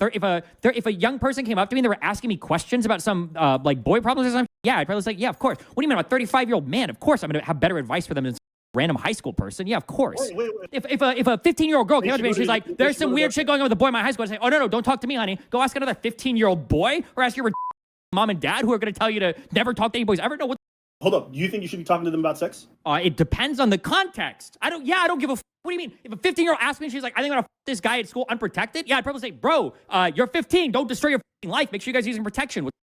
Why would I not say this? Okay, and do you think that most parents finding out that you're talking to their kids about sex and giving them advice, do you think they would take it well? I don't know. I don't give a They should be talking to their own kids about it. So apparently Destiny has given children relationship advice in the past. Destiny I mean, he's got really solid understanding of consent and boundaries, it seems. So glad. Couldn't be a better person to give this sort of advice to children. I always read it as though he originally got pissy that he thought you should just believe his perspective because he's Israeli, so he just know better by default. Why he should be the expert on his homeland or whatever kind of vibe. And he just tantrumed about it. Yeah. Also, his subreddit is on massive amounts of copium, being like, oh, it seems like the video was very well received. He's really mad. Not understanding that, like, the culmination of 6-7 months of bad faith smears that virtually everyone in his immediate orbit understands is like gross, but they can't get him off this goddamn train that is collapsing his brand and probably hurting his mental health, is not going to yield the goddamn results that he thought he was going to yield. It's kind of crazy. There's perhaps a reason why, so many communities outside of like two subreddits, r/Epsteiny and r/H3H3 have not had that same, has not yielded that same result. There was also just like numerous, as far as I understand, he made statements about numerous things that are just objectively false. Genuine question, do you hold any animosity towards the crew? No, of course not. I do not. I get it. They need to make money. I understand. Are you a mod for r/YouTube drama? I think I'm a Reddit mod. I don't even know how to moderate my own subreddit. What are you talking about? That is an Ethan community talking point. At some point, people have to realize this is like unhinged. Okay? There is a reason why you are engaging in these sorts of insane conspiracies, because the reality does not match the expectations. Okay? So you just like lose your shit and make increasingly crazier accusations. Is famously really great at relationships, so I'm sure these children really appreciated his sage words of wisdom. But if there's one thing that nobody would ever say about Destiny, is that he makes good personal life dating decisions. Destiny also says that he thinks he would give better relationship advice than a child parents, and that he would give a child sex advice even if this would upset the child's parents. Who cares if parents don't want you to talk to their kids about sex? Destiny understands your kids better than you do. Destiny, you're a rule utilitarian, right? You believe that we should establish moral rules based on what generally leads to the least amount of harm. But you don't think that it would be good to establish a general rule that it's not safe for 31-year-olds like Drake to be texting 14-year-olds like Millie Bobby Brown about their relationships? Of course, there can be hypothetical situations where this isn't harmful and the adult actually does have good intentions, but in general, I don't think it's safe for children to be having these sorts of private conversations with adults. And I think it is totally reasonable to side-eye Drake for having these sorts of conversations with Millie Bobby Brown, especially because he kissed a child on stage. How old are you?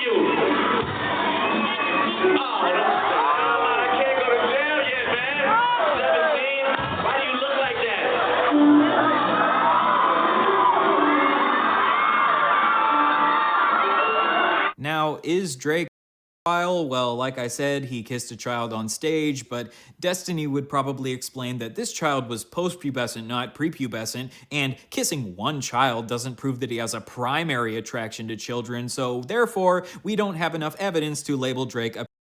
Oh god, can you see how exhausting this is? Some people actually enjoy to listen to this day in and day out on Destiny's stream. Maybe Destiny just really wants to show Drake good faith because Drake has dropped so many bangers over the years. Or maybe he's defending Drake because he sees himself in Drake because of his own personal relationships with young people. Enter Rose is Coming. Destiny's 19-year-old e-girl Discord kitten. A couple years ago, Destiny was simultaneously married to a woman named Melina while having an affair on Melina with a white nationalist woman named Lauren Southern and sexting this 19-year-old e-girl named Roses Cumming on the side. Destiny was in an open marriage with Melina, but he still managed to have an affair with Melina because he didn't tell her about his relationship with Lauren Southern. And he also violated his wife's consent by sending her tapes to this 19-year-old e-girl without asking her. Nothing has happened with consent. I guess having an open relationship just wasn't enough for Destiny.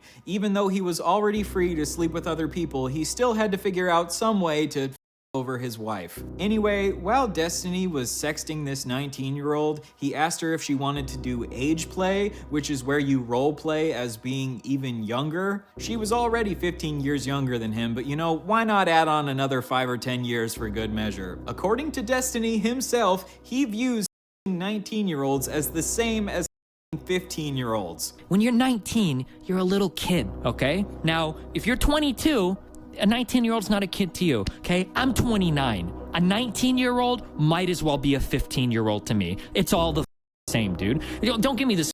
Just because of some legal age of consent, whatever, I have about as much in common with like an 18-year-old, 19-year-old freshman in school as I would a sophomore in high school. Any type of inclination towards any of those people is really weird. If you live with your mom and dad still pay all of your bills, you're still a virgin, you've never been in a relationship, you don't go to school, you've never even had a job before, you've never lived on your own, you're a child. You're very much a child. So Destiny views 19-year-olds as little kids. You're a little kid. And says that being attracted to them is really weird. Really weird. Yet here he is 5 years later at age 34, sexting this 19-year-old, asking her if she wants to do age play. What is this? What do you think about Frogan getting mad at donating 10K for Palestine Children's Relief Fund since he didn't make stream do it too? What? I understand I'm publicly donating 10K and encourages his followers to also donate that in the wrong. I just don't expect that.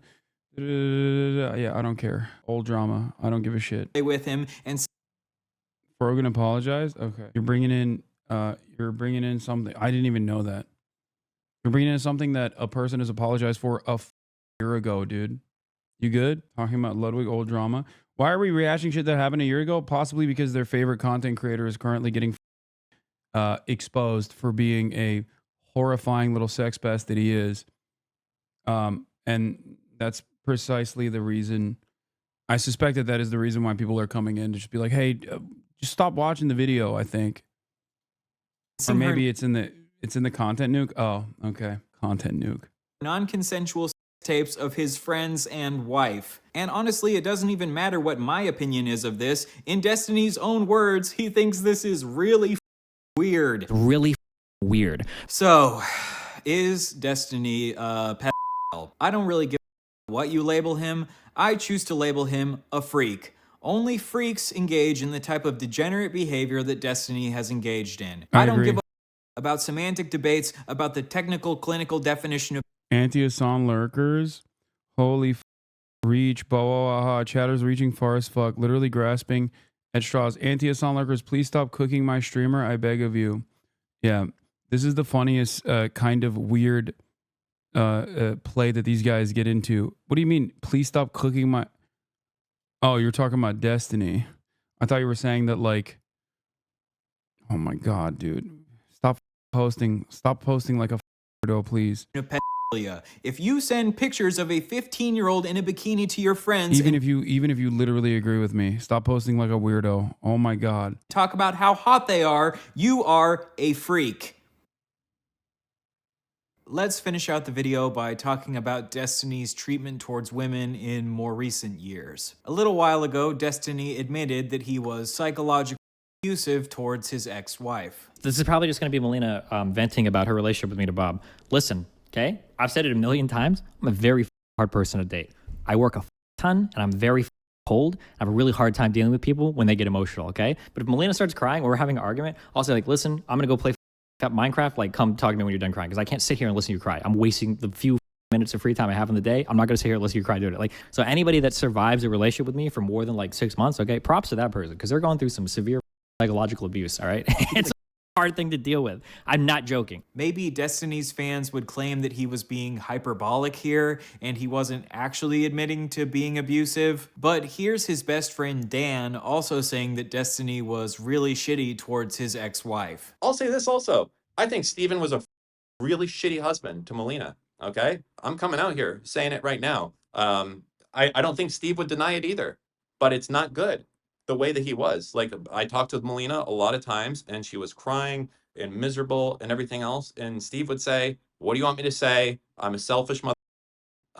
That's why I'm in the relationship that I'm in, the way that I do things that I'm in. And Melina, like, really was hurt by it. And I think, like, she was like, you know, what should I do? Should I leave? And I'll tell you this, I never was like, I was never like, no, you should stay and make things out. I told her multiple times, like, listen, if you feel like this is an abusive relationship, get the out of there immediately. Melina herself has also accused Destiny of being psychologically abusive towards her. I'm irritated by a couple things. One thing I'm irritated about is that my ex-wife has reached out to a ton of people. At least 5 mutual friends have alerted me. I have no idea how many other are affected. Basically saying that I've lied about a ton of stuff and that I am abusive. So Destiny has said that he was psychologically abusive towards Melina. Melina has said that Destiny was psychologically abusive towards Melina. And Destiny's best friend Dan also seems to think that Destiny was psychologically abusive towards Melina. I wonder if maybe Destiny was psychologically abusive towards Melina. Destiny seems to think that as long as he's like, yep, I'm an abuser, deal with it. Because they're going through some severe psychological abuse, all right?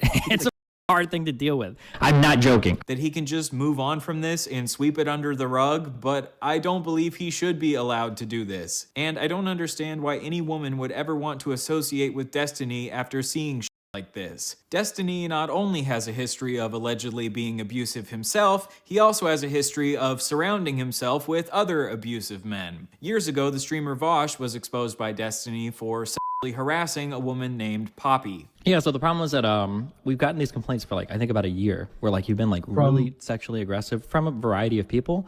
Okay. Yeah. Well, no, the worst thing is that you engage in a repeatable pattern of behavior where you try to be very sexually aggressive towards a lot of the women in chat in order to make them uncomfortable enough to send you pictures. And then if they don't, you either act very aggressive towards them, like by telling them that you can't continue conversations anymore, or you continue to sexually harass them until they either give in or block you or go crazy or whatever. It hasn't, I mean, none of this has happened. That's an extrapolation that you can make based on Poppy. But even after Destiny found out that Vosh had sexually harassed her, he still decided to be friends with him and platform him and help him start his career. And now, years later, because of Destiny's actions, all of us have had to endure learning about Vosh's horse fetish and his short stack goblin porn. If you don't know what I'm talking about, don't look into it. It's interesting because like Ethan made long, comprehensive, and voluminous content out of this particular subject matter, which, you know, it hits the field of drama and gross pervertry, make no mistake. And yet, I think he's offered what, a approximate total of 5 to 10 minutes on sex pestiny, while simultaneously spending 6+ months talking about how much of a terrorism lover I am, including playing games made by sex pestiny's community that, you know, compare me to Osama bin Laden and numerous other Muslim and Arab content creators, to other terrorists, and then did an entire nuke rehashing all of those same talking points.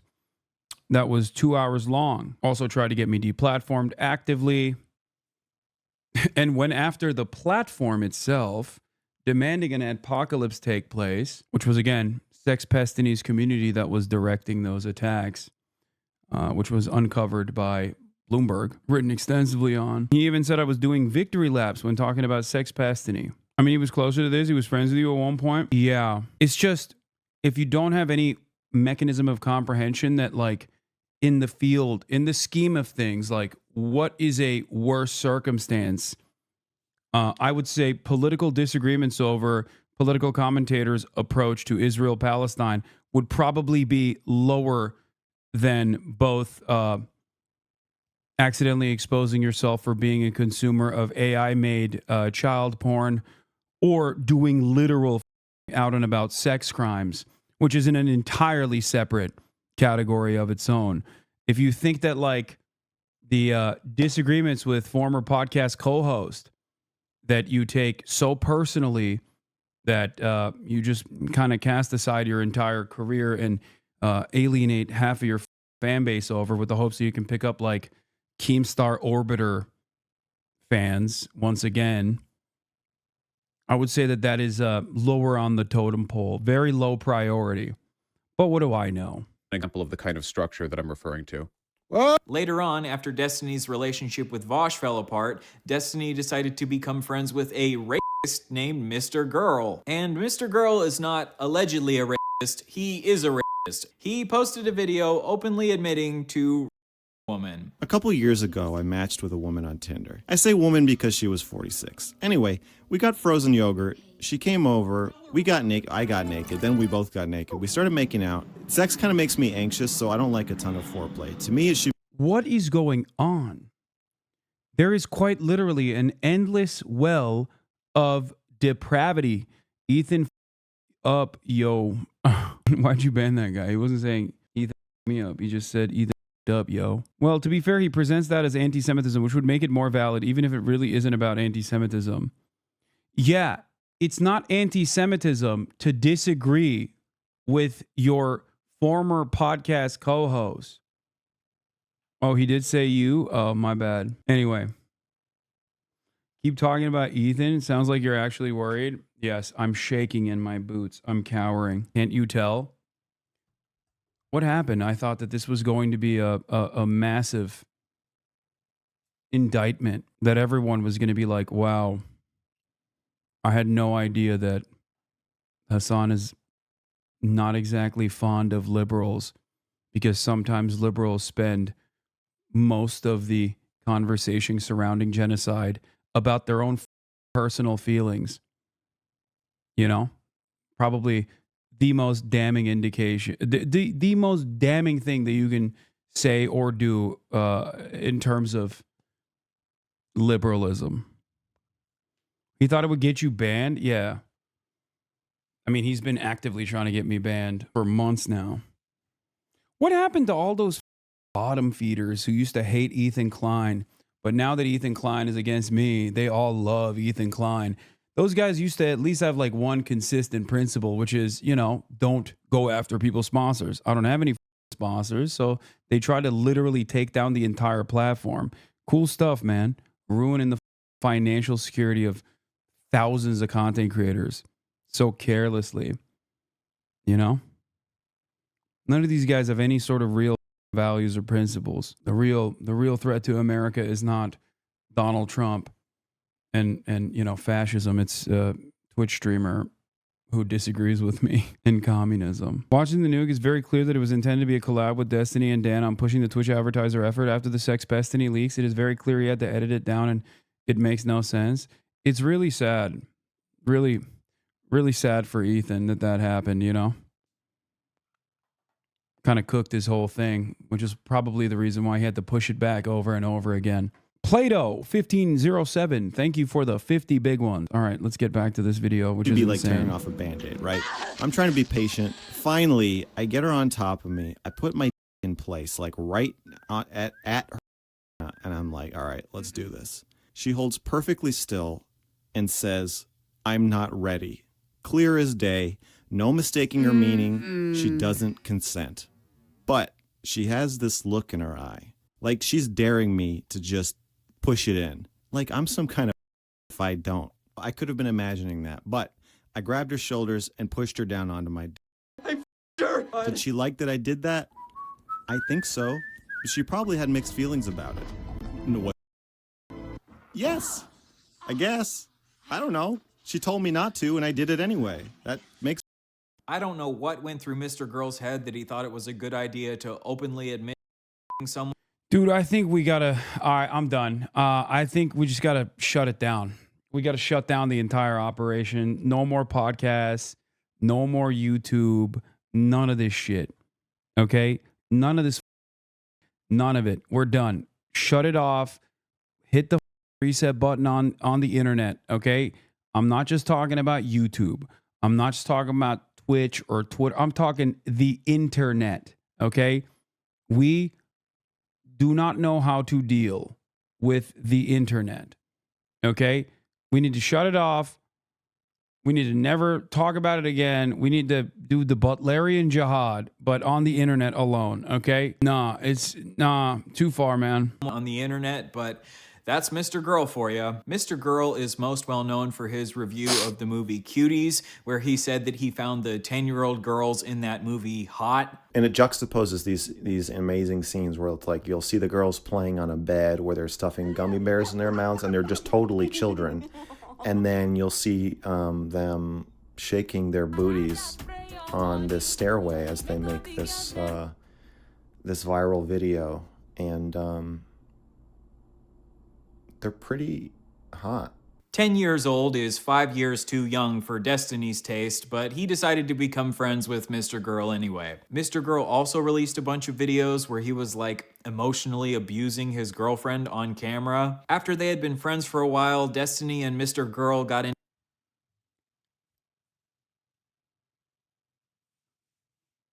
What is going on, dude? What the is happening?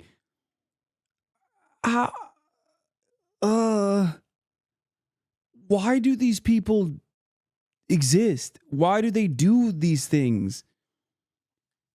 How do you find that out about a person who voluntarily reveals this information and you go, oh, that's the guy I want to be homies with? Replace the entirety of the internet with Chinese educational content? Dude, I want the Great Chinese Firewall. Wow, that is gross as dude. And some drama because Destiny had banned Mr. Girl from Destiny's subreddit because Mr. Girl was criticizing Destiny for the way that he had defended Nick Fuentes. And then if you wait, what the okay, one consistent thing I will say about the Sex Pestiny cult, okay? One consistent thing I will say about it is that this man will align himself with literally every different cretin on the internet, okay? Neo-Nazis, white supremacists, white nationalists, files. Sometimes file neo-Nazis like Sam Hyde. Why not both?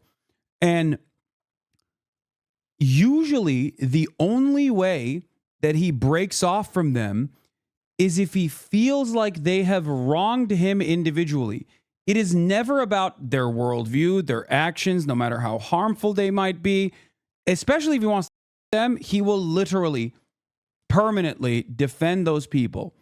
It is kind of shocking how many of these sorts of people Sex Pestiny has collaborated with, and he inevitably ends up, quote unquote, burning those bridges, right? As his fan base likes to call it. But it seems as though it is never due to, and maybe I'm wrong, maybe there are instances where he's like had ideological differences or whatever, but it's almost always about like a personal slight. Okay. Oh, you embarrassed me. Oh, you disagree with me on something vehemently. And that is the only way he breaks off from these people. And there are instances, as this chatter is also pointing out to, like when he said he would have even defended Vosh for the lolly if he had not pissed him off. Like, that's it. Like, he openly, after the Vosh lolly stuff came out, he straight up was like, yeah, I don't give a about any of this. I would have defended Vosh if only he hadn't come after me so hard and me over. He's talked about Nick Fuentes and said, I've defended Nick Fuentes. I gave him a career. I gave his phone number to Adam22 and numerous other podcasters, and he dare defy me. Okay? Like, that's what he said. That's what he said. Ethan broke off from you because of your worldview. Yeah, it is true. That wasn't on my end, by the way, okay? There was no point in which I was like, yeah, you, dude.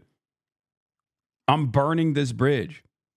I consistently offered him grace over and over again. How is this my doing at all? Yeah, I'm sorry that I think that making an ongoing genocide all about your own personal feelings is kind of insane. And it does make me think a little bit less of you. If Big Joel gets exposed, I'm turning alt-right. No, he won't. He lives in a lighthouse by himself with his fisherman's sweaters. It's crazy how you were talking so much shit from your own audience defending Ethan, and he still has a piss fit over it. Yeah, for like an entire year, I just told my chat, calm down. Ethan is not your enemy. Pick better targets. Pick better targets.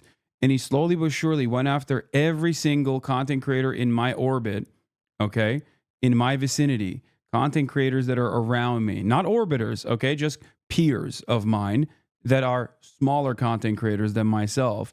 And then slowly but surely he turned the crosshairs on me and lost his goddamn mind, dude. I mean, he went after Caroline. And it's wild because, like, he kept saying, like, oh, you're not moderating your community. You're not moderating your community. And one of those, honest question, do you regret offering so much grace? No. I will always operate that way, okay?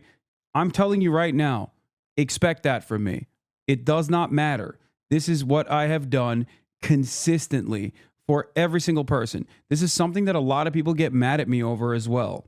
A lot of people in my community are always like, oh, why are you so nice? Why are you so nice to content creators? It's because you know them. It's because they're rich. It's because they're your friends, blah, blah, blah, blah, blah. And it's like, no, that's just how I am, okay? You might not like it. You might not appreciate it. But I will always maintain hope that a person can be talked down the ledge, okay? Talked off of a ledge. That's it. It's a principle that I maintain. It is precisely the reason why I think I've been effective in changing people's minds in general in this community. And if I did not maintain that level of charitability and try to advocate for rehabilitation, I would not have so many wonderful people who've had their minds changed over these years, okay?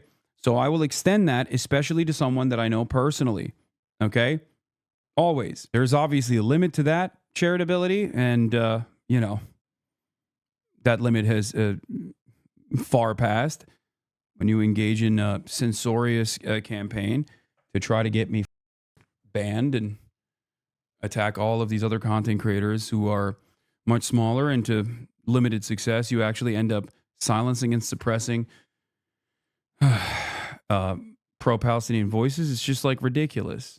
It's completely unacceptable. A report called the Destiny Report, where he outlined all of the ways that he believes Destiny is an abuser. Most people ignored this report because they didn't really care to listen to a potential abusive pedophile rapist give his opinions on why he thinks Destiny is abusive. The report was also over 100,000 words long, and it was terribly formatted, and honestly, no one had time to read all that.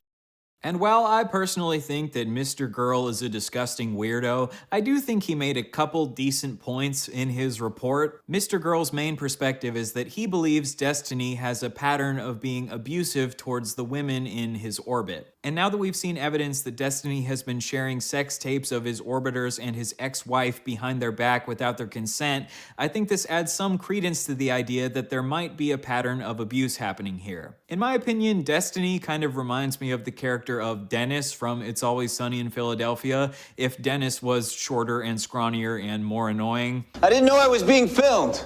If you're in my room, you're always being filmed. You are. He does. True. He does. It's his thing. It's kind of creepy. In case you haven't seen the show, the character Dennis is known for being a psychopath who's incredibly good at manipulating women. Oh, look, I'm not narcissistic. That's good. I told you guys I was humble. We're a bit Machiavellian, or a bit not psychotic.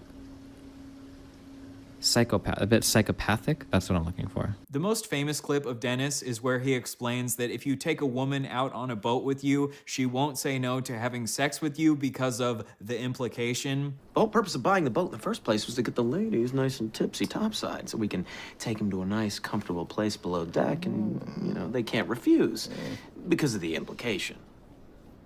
Oh, okay. You had me going there for the first part. The second half kind of threw me. Well, dude, think about it. She's out in the middle of nowhere with some dude she barely knows. You know, she looks around her. What does she see? Nothing but open ocean. There's nowhere for me to run. What am I going to do? Say no? Okay, that that seems really dark. No, it's not dark. You're misunderstanding me, bro. I think I am. Yeah, you are. Because if the girl said no, then the answer obviously is no. No. But the thing is she's not going to say no. She would never say no because of the implication. Well, in 2020, Destiny explains that he doesn't think it would be good for someone who has a large online platform to be sexting the women who he has as guests on his show because of the implication. Let's say that I run like a really big podcast. I get 30,000 viewers. Let's say that I have a podcast. I got 30,000 viewers. Let's say that there's a girl that messages me. We talk for a little bit. And she really... This mom talked about so much that he literally has, I feel like, advocated and argued vociferously against the current thing that he's doing. Really wants to be on. And I'm like, yeah, cool. Like, you really want to come on the podcast, blah, blah, blah. I could probably start sexting her and she'll probably give in and say, because she doesn't want to lose that opportunity. She might not actually want to. She might not be into it really at all. But if I start propositioning her, if she says no to me, she might worry like if I say no to this guy, like I'm not going to make it on that podcast. Oh yeah, definitely. And then are you wrong for asking in that case? Even though you saw it? I think it is wrong. Yeah, I don't think you should. However, as we now know, Destiny has a long history of doing this exact thing to the women who are guests on his show. I don't like the idea that we're normalizing, someone bringing in a bunch of small content creators that are women, them, right? And then when that fallout inevitably happens, like, just cast them away. Like, it's a really weird dynamic. I work with women, and I'm happy with the fact that it's professional. And that needs to be a standard that we set for more people, because I hate the idea that I just show up on screen with a woman and it's automatically sex. But can I really be mad at an audience for thinking that when I hang out with Steven, who literally fucks pretty much everybody he works with? It is possible that like you are like a very like mature person, and even if they turned you down, you're still cool with them being on your podcast. Like there are some people like that, but like not everybody, no one knows. That's the problem. Nobody can ever know that if you're actually that kind of person. That's why it's like a very hazy area where you can't really consent in that situation because you don't really know. So on the one hand, he is saying that you shouldn't sext with women who are guests on your show because they can't fully consent, and on the other hand, he is sexting with most of the women who are guests on his show and sharing around their sex tapes without their consent. A woman named Lav came forward and said that she felt pressured to send Destiny feet pics in exchange for being a guest on his stream. At least in my case, I was so desperate to get out of sex work, and I told him that, and he said, why don't you stream with me? This can open up an avenue where like you don't have to do what you hate to do. And I'm a political streamer. You can get into politics, like fully extending himself to me in a way that was like very friendly. And then it turned into something like, oh, right after that conversation, he was like, oh, by the way, I don't see any feet on your profile. He. Like immediately after. Apparently, after she sent him feet pics, he said, "Welcome to the Orbiters Club," implying that sending her feet pics is what will give her the chance to be one of his orbiters. Now, Destiny claims that this was a completely ironic joke and it wasn't meant to be taken seriously whatsoever, but if Destiny himself has said that he shouldn't be sexting his orbiters because of the implication, and then he sexts his orbiters and then says, "Welcome to the Orbiter Club," I am struggling to see how this is a joke. And even if it was intended as a joke, like Destiny explained in this previous clip, you shouldn't be making jokes like this because the person on the receiving end might not understand that you're joking. It seems strange to me that Destiny had this... Yeah, that person is also like not exactly the best. I will just say, I don't know if she's the most credible witness, considering that she also randomly, due to Destiny's hatred over me, randomly decided to lie about me as well. Incredibly nuanced view of consent a couple years ago. And then openly admit in a Patreon post that she lied about me. But then once he wanted to start sexting people, all of these rules that he set for himself went out the window. Now, again, there are exceptions. Maybe you're friends with this person for 10 years or some shit, and you guys have like some, like, there could be like very niche. I don't want to say like every single time, but like as a blanket rule, if you even have to stop and think about this, you should just not do it. It's just a bad idea.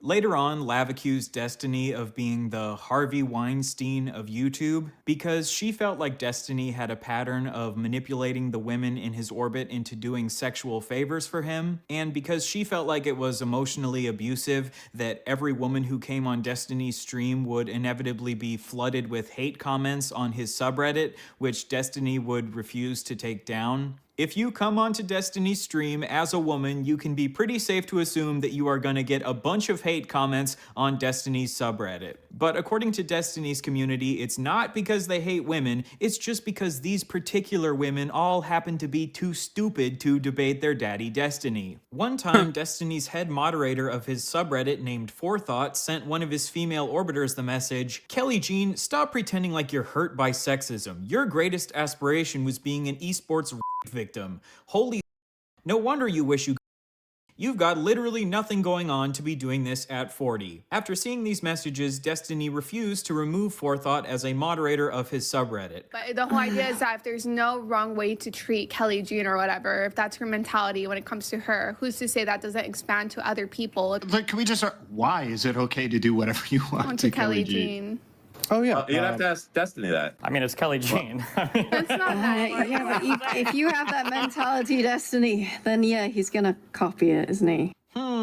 I wonder why women don't always feel comfortable on Destiny's subreddit. At the time, Destiny and his community absolutely tore Lav to shreds because they didn't think that she had enough evidence to substantiate the claim that Destiny was the Harvey Weinstein of YouTube. One time when Lav was in the hospital, Destiny sent to his public chat, like, I wish this person would just kill themselves already or off from it forever. Destiny even one time shared with his public chat that there was a Kiwi Farms thread being made about Lav. In case you don't know, Kiwi Farms is a message board that is famous for doxing and harassing people they don't like. So by sending Destiny's community to her Kiwi Farms page, Destiny was essentially doxing her. To be clear, I'm not trying to 100% defend Lav here. I think that some of the negative comments about her debating were accurate. I don't think she's a particularly good debater. I also don't think that she necessarily had enough evidence to back up the claim that Destiny is the Harvey Weinstein of YouTube. Although these days I do think there is a lot more evidence pointing to that being the case. She also one time claimed that Hassan had slept.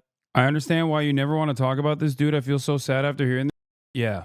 I mean, they've been, he's been actively collaborating with the Kiwi Farms people, making my life and all of the other people that are friends of mine and their lives miserable too, so. These days, I do think there is a lot more evidence pointing to that being the case. She also one time claimed that Hassan had slept with a 17-year-old, which she didn't have any evidence to back up, and then Hassan ended up tearing her to shreds for that. And since then, I didn't just tear her to shreds for that.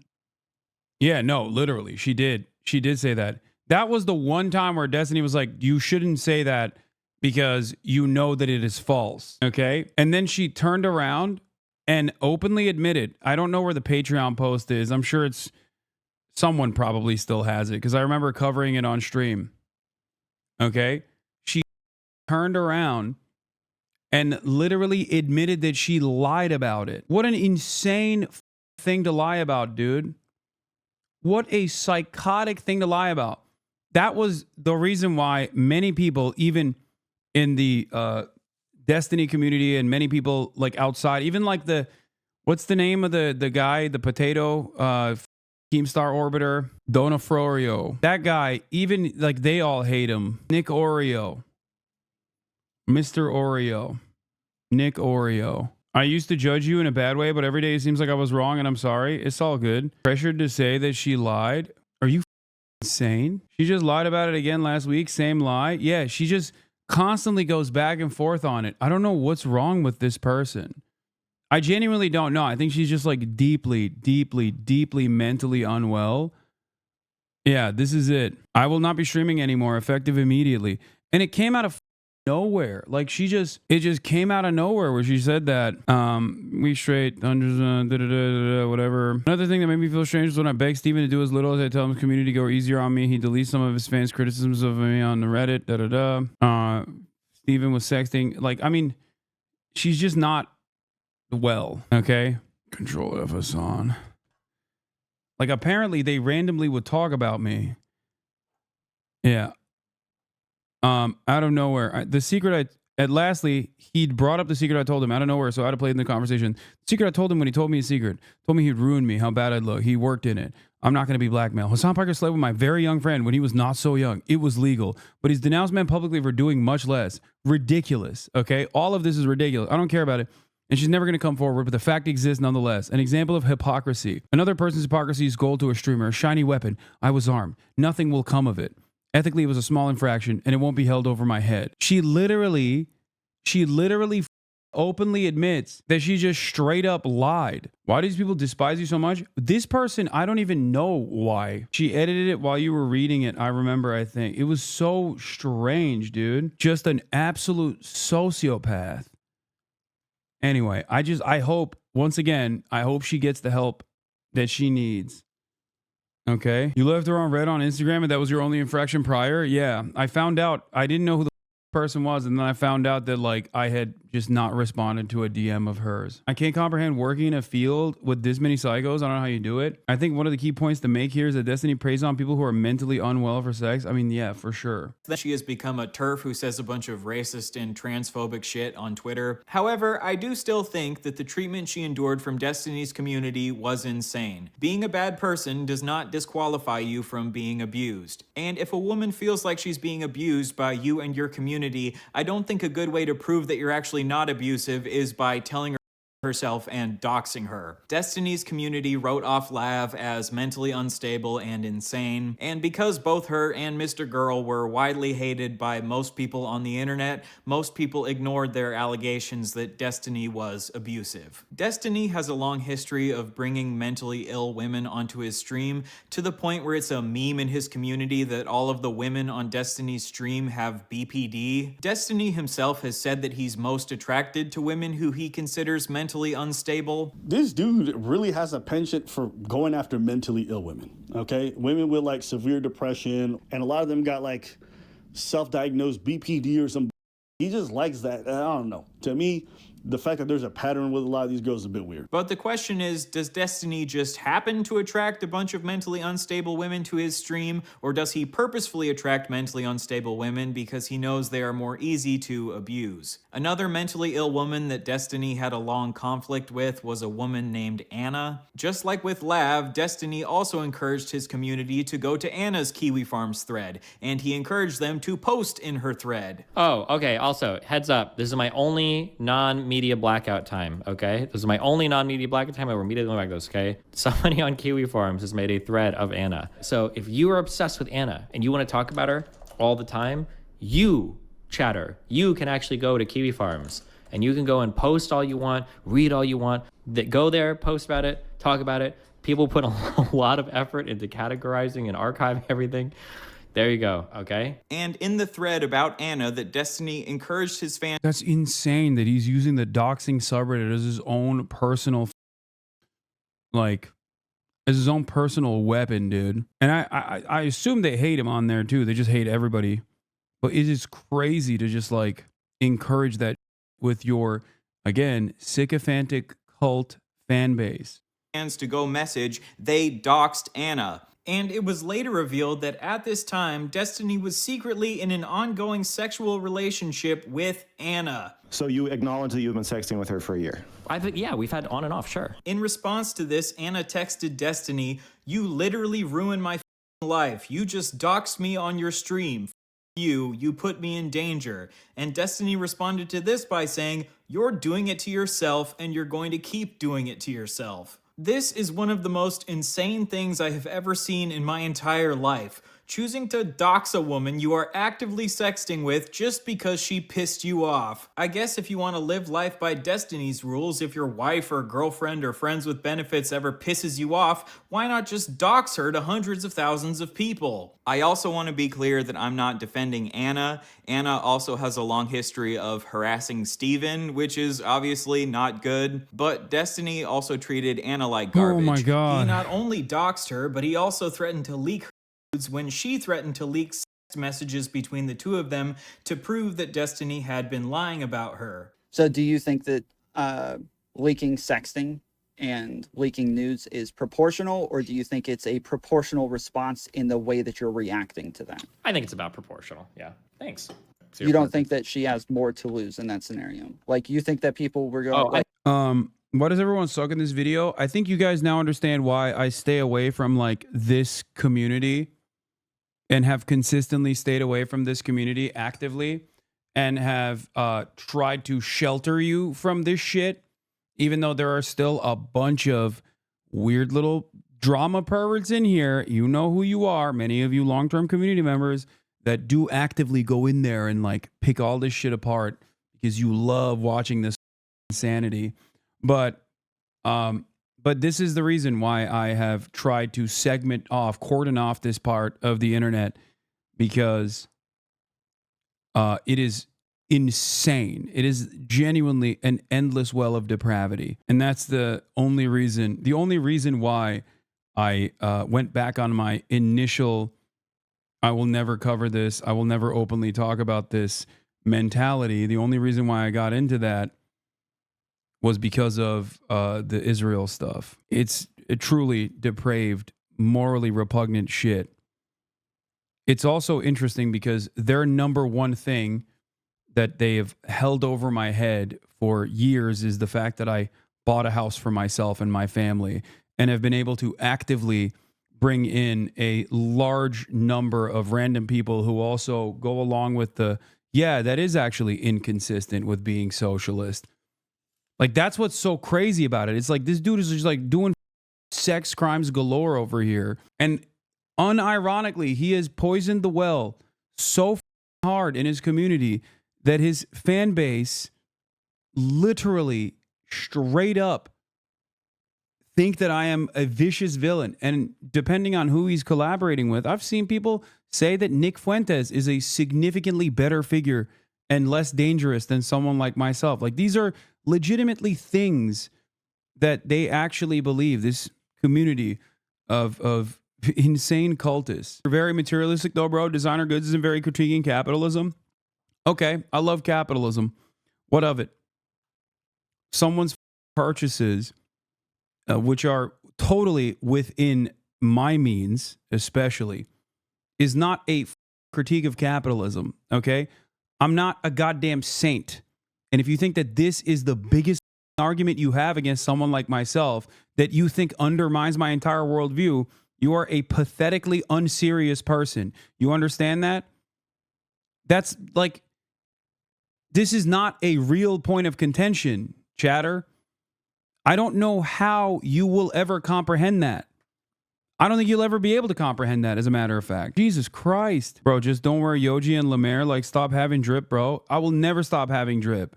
Okay? I will always keep having drip. Another example of this is how the Pirate software was ostracized for a video game while D's barely covered in subreddits for his sex crimes. That's what I mean. Like, consistently and routinely engage in this sort of behavior. And obviously, like, in a lot of circumstances, like, people are just, genuinely afraid of dealing with it or saying anything about it because they just don't want to get fucking endlessly harassed. And it's wild that on the internet, you can be geared into getting mad about even perceived hypocrisy when no such hypocrisy exists, more so than actual sex crimes and shit. It's crazy. Like, think exactly. The chatter did it, literally did it. Chatter is watching a video about someone committing sex crimes, but you're the one to critique because you buy designer. Okay? And it's never like an actual person who is a socialist or even remotely cares about it. It is almost always people who are like, I despise socialists. They should be Pinochet style dealt with by being tossed out of a helicopter. Also, socialist, by the way. Designer drip, by the way. You know what I mean? It's deranged. I think it's important to reiterate that his community has a segment called Review where they train themselves to defend actions they know. They just don't care at best, or they're just creepy at worst. Yeah. Or maybe he was just like gearing them up to defend them down the line, you know? I think you're gonna have more to lose, but I just don't see the huge difference between like sex and nudes. Like, you're leaking like personal, like sexual that somebody sent you and like trusted you with. Like, in my opinion, this is like one of the biggest forms of like weird, like backstabbing that you can do. It's like one of the worst things a person can do is like leaking like private sexual shit like that. I love you, Tom. So Anna had stalked and harassed Destiny, and Destiny had lied about Anna and threatened to leak her nudes and sent his fans to a website that doxed her. This is a situation where they were both clearly in the wrong, but I think this situation sent a message to Destiny's previous sexual partners that if you get onto Destiny's bad side, he will not be afraid to threaten to leak your nudes and send his fans to a website that doxed doxes you. Looking back at Destiny's streams from over the years, I found at least 20 different women who had allegedly had some sort of sexual relationship with Destiny at some point, and I found at least 15 different previous female orbiters who now all hate Destiny's guts, and Destiny now labels them as crazy. The fact that Destiny has had sex with a bunch of his orbiters and now a bunch of them hate him doesn't necessarily prove abuse, but what I do know is that Destiny is not living by the standard he expects other people to live by. Again, he said himself that you should not sext people who are guests on your platform because they might not be able to fully consent because of the implication. I think it is wrong. Yeah, I don't think you should. And at the very least, he has totally and utterly failed at living up to this standard of conduct that he expects other people to live by. I think we would need more evidence to concretely prove that Destiny's stream really is this system of abuse, but all I know is that there are at least 4 alleged victims and a whole host of other women who absolutely hate Destiny's guts, so I would recommend that women should stay as far away from Destiny's community as possible. If you know that the people you're going to be involved with are only short-term partners, and you constantly see the after effect of most of your hookups and your interactions leaving a trail of broken hearts and disappointed people, that's a moral failing. All right, let's recap all of Destiny's treatment towards women. Destiny assaulted a woman. Destiny has a long history of sharing women's and sex tapes without their consent. Destiny allegedly recorded a woman having sex him without her consent, and in his messages to his Discord kitten Rose is Coming, he sent her audio recordings of men that he had slept with from Grindr and said, "I went out and the guy off a few nights ago and recorded the audio. It's really scuffed in my pocket, lol. Did I ever send it to Bro, this person is still on it. Look. Look. Dude, Ethan Klein fans, I'm serious. Please, you're making him look worse by being like this, okay? Longtime fan, please just respond to the claims and hear out your friend. Watch the video. Why are you not watching the video? Will you watch with him? Are you not a millionaire? F the rich. I'm an RN. Hassan, as a fan, can you explain your political stances? Are you left-leaning? Are you going to interview Monkey D. Luffy again? There's a really good video. Maybe you should watch. I think you should have the link, but you might have lost it. You got timed out and you came back from the timeout. I follow you with my Amazon Prime probably back in 2021, months before leftovers. I'm sure your mods can double check that. What is going on, man? Have some self-respect.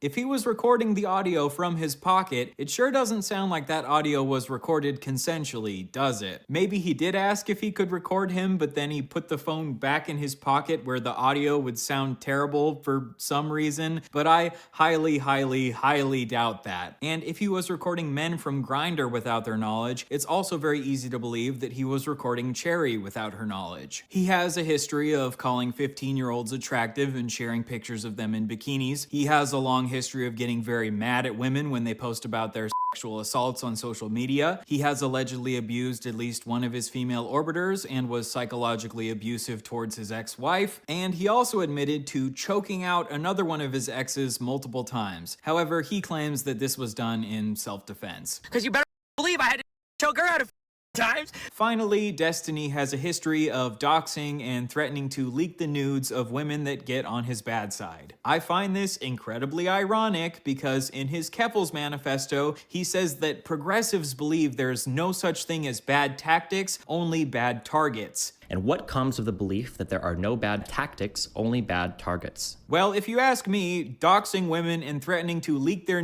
is the definition of bad tactics that you should not be doing even if you think that woman is a valid target. If you add up all of these allegations, I think it's time to consider that maybe Destiny is just not a good person. Maybe he's your typical male feminist and all of the liberal that he spews on his platform is just him trying to get into women's pants. Before it had been publicly exposed that Destiny had shared Pixie's sex tapes without her consent, in private, he acknowledged that he had severely, at the very least psychologically, damaged her. But once Pixie came out with her allegations publicly and announced that she was planning to sue Destiny, he went back to his old defensive ways and took accountability for nothing. He posted to his subreddit, "Legal arc beginning in mysterious ways. Such wow," which is the most millennial cringe way possible to respond to allegations of sex crimes. In this post, he never takes direct accountability for sharing Pixie's tapes with Rose's coming without her consent, and instead he focuses on how he's a victim too because his nudes were also leaked by the hacker that apparently hacked Rose's coming. Obviously, Destiny is also a victim in this situation, but I struggle to find empathy for him because he refuses to take accountability for sharing the sex tapes non-consensually in the first place, which led to this entire mess. He also talks about how Pixie was asking him for a large amount of money because she was trying to teach him a lesson, and I don't necessarily see anything wrong with her wanting to teach Destiny a lesson. Maybe he needs to be taught a lesson. Pixie made the point that like it's very clear that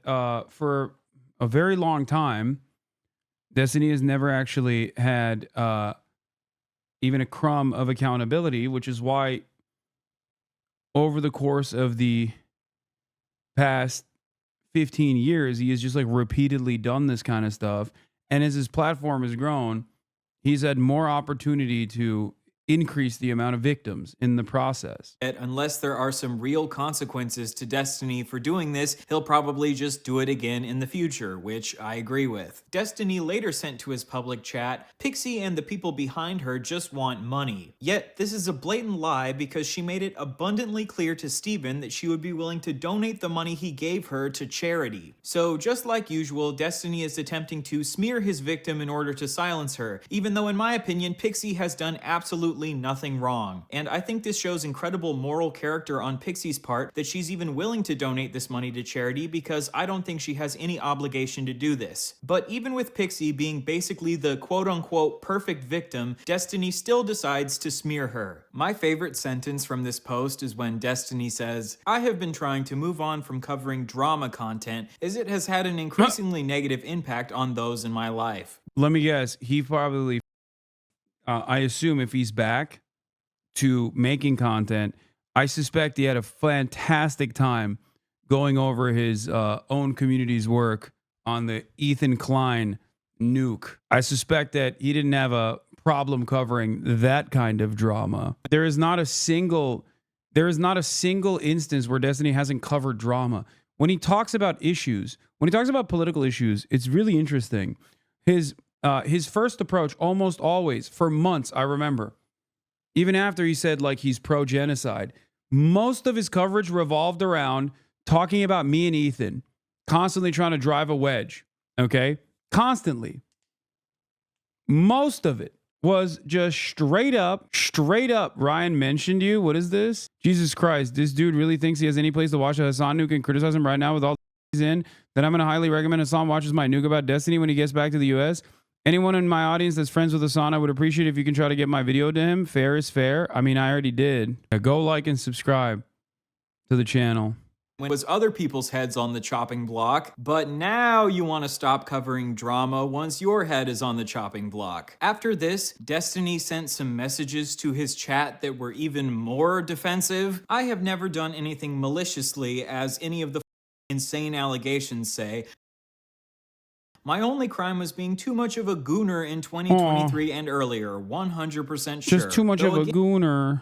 And I can't say anything specifically because everyone wants to come at me in court now, I guess. When he says that he didn't do anything maliciously, I think he means that he didn't intend for Pixie's to ever get leaked to the public, but I would argue that non-consensually sending her sex tapes in the first place was malicious in and of itself. And again, I think Destiny would agree with me that sharing the nudes in and of itself is malicious because he said that when Bob 7 allegedly did the same thing, this should be life-destroying. But I do believe that these are relatively life-destroying revelations. And you are not stupid, Destiny. You know that if you're sending around sex tapes to random 19-year-old e-girls, eventually something is going to get leaked. You know, actually, one of the craziest parts about this whole story is the fact that Destiny trusted a 19-year-old Discord lady, okay, named Rose is Coming, with sex tapes of other people in his life.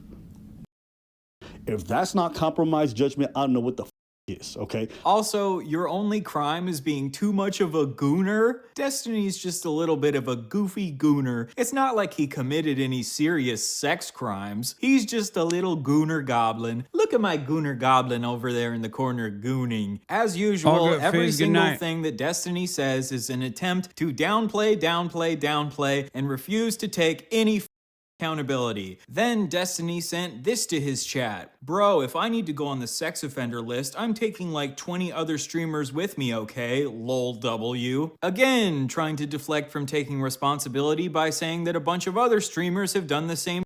If other streamers have done the same, then yeah, maybe they should be on the sex offender registry. Recently, another clip of Destiny resurfaced where he talked about how he knew that a bunch of different streamers had committed sex crimes against children, but he just didn't care to expose any of them. Like, everybody's gotten pics and more from underage. Yeah, that's nuts, dude. Like, that's just bad behavior.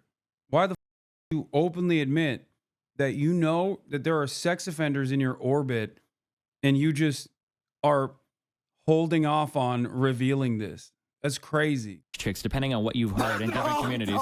No, let me finish. In the esports community, okay, everybody has been involved in that, okay? And there have been people that have gone way farther than that. Do you What? know people in the esports community I'm not, that have... yeah, but I'm not going down that road. There's tons of rumors. No, and- wait a minute. If you're saying you have knowledge of a crime and you're not willing to bring it forward... Well, people talk about it, but like I don't have the means to go and acquire the evidence to like find, to like name names and name victims. Break and, like, find... Dorito Gate right now, Destiny. Come on. Let's hear it, dude. This is not my job. Listen, okay, I'm gonna be frank. I'm not gonna decide my career to go on some vendetta against a bunch of video game guys, okay? This is not my life. But now that his head is on the chopping block, I guess maybe he'll finally expose these abusers that he's been covering for years. And the last thing that Destiny has posted at the time of this recording was an absolutely hilarious meme on Twitter where he said, Korean barbecue is a little overrated, but I've always loved the short rib at this place. And it's a picture of a Korean restaurant called Goon Barbecue. Again, implying that he's just too much of a gooner because gooner sounds a lot better than sex criminal. He is choosing to be his same old self, making jokes instead of taking accountability. This has the absolute gall to release an entire manifesto about how Keffels needs to take accountability for her actions, but then once he's in, he takes absolutely no accountability for his actions. Like, is this dude an actual baby? Are you a child? In what world is this the right way to respond to the fact that you violated one of your friends and, in your own words, severely psychologically damaged her? Never in a million years could I imagine being a soulless, heartless piece of like this who treats my best friends like actual human garbage. And for you to get up on your high horse and act like you're the moral police of the universe who has any place to judge other people while acting like this is insane. You know, with this whole situation, I don't think Steven shared this because he thought it was okay to share. I personally believe, this is my theory, that he shared this because he just didn't care and he didn't think that the other person would ever find out. And that to me is almost worse because it shows that you don't care about the people you slept with and who shared that intimate moment with you and recorded it. And it shows to me that if you are going to be able to avoid the consequences of it, you'll say and do things behind closed doors that are just unbecoming. And if... Okay. I don't know if this is Abba or Preach, but I will admit something. Remember when I said earlier that, like, I think less of people sometimes when they consistently collaborate with Destiny? Okay, it's Abba. Okay, I'm shocked. And I'm willing to admit that I definitely had... Oh, Destiny's former close friend Abba. It's literally on the screen. I'm such an idiot. I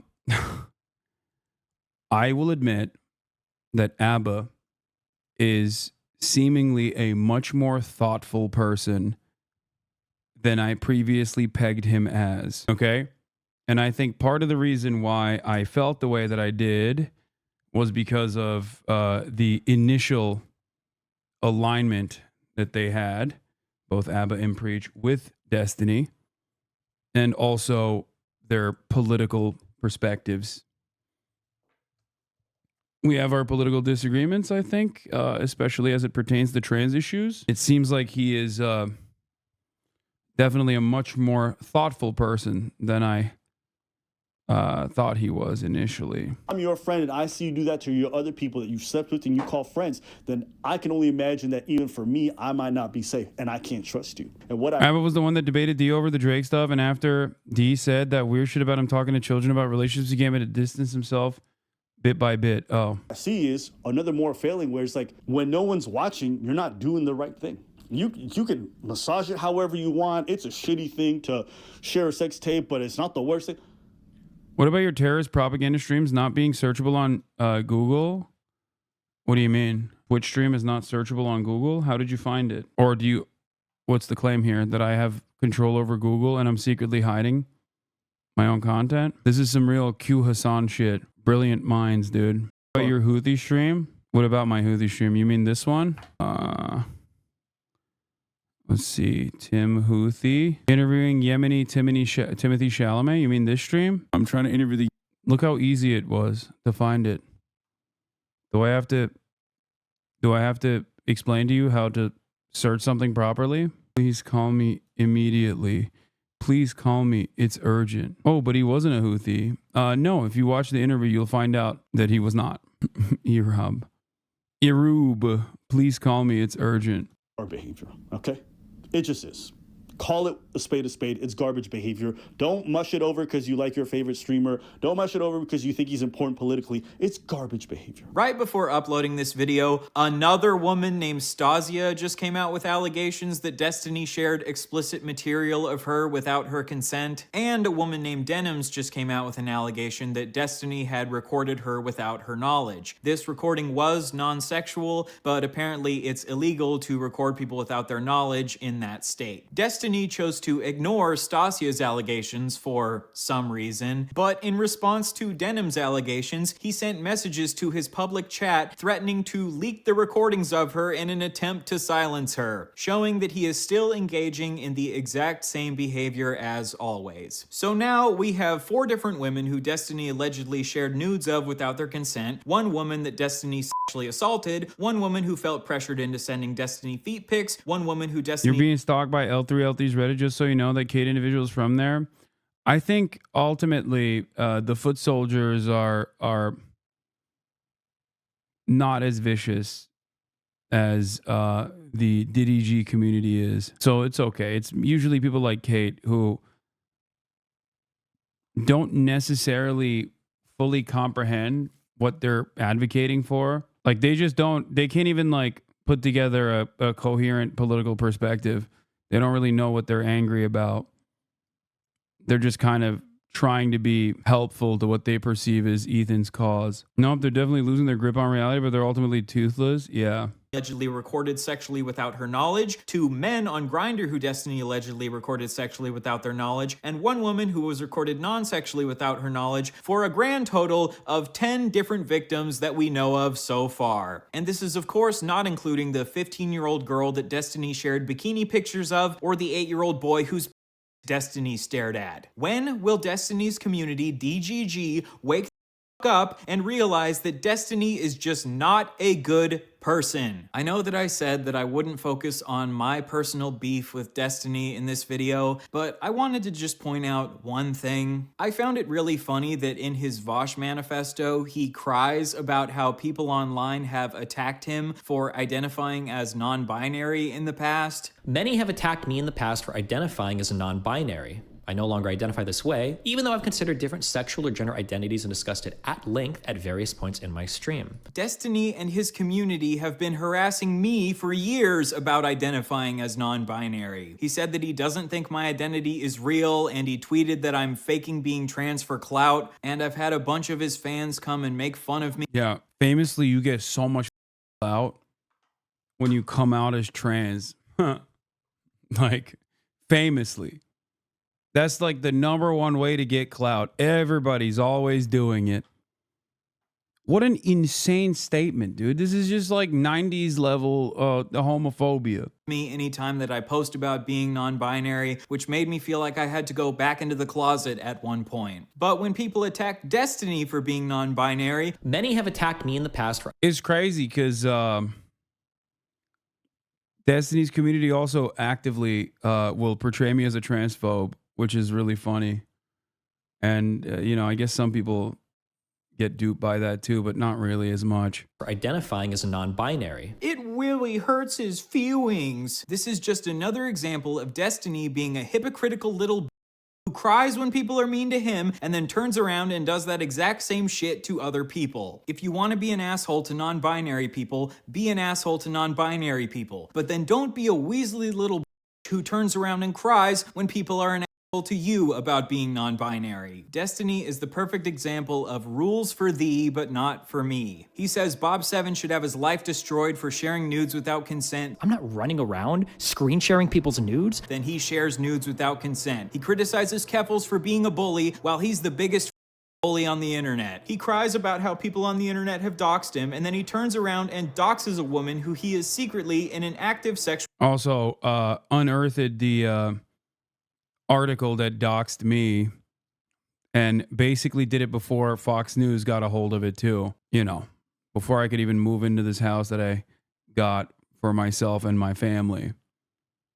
Just a truly repulsive, horrible individual who constantly gets in his own way and then routinely tries to talk his way out of it by telling his audience that it's actually everybody else that's coming after him and that it's never his fault.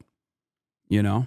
It's never his fault. Relationship with. He says it's not good to sext women who are on large streams. I think it is wrong. Yeah, I don't think you should. And then he turns around and sexts every single woman on his large stream. He says it's super weird to sex 19-year-olds because they're basically children. You're a little kid. And then he...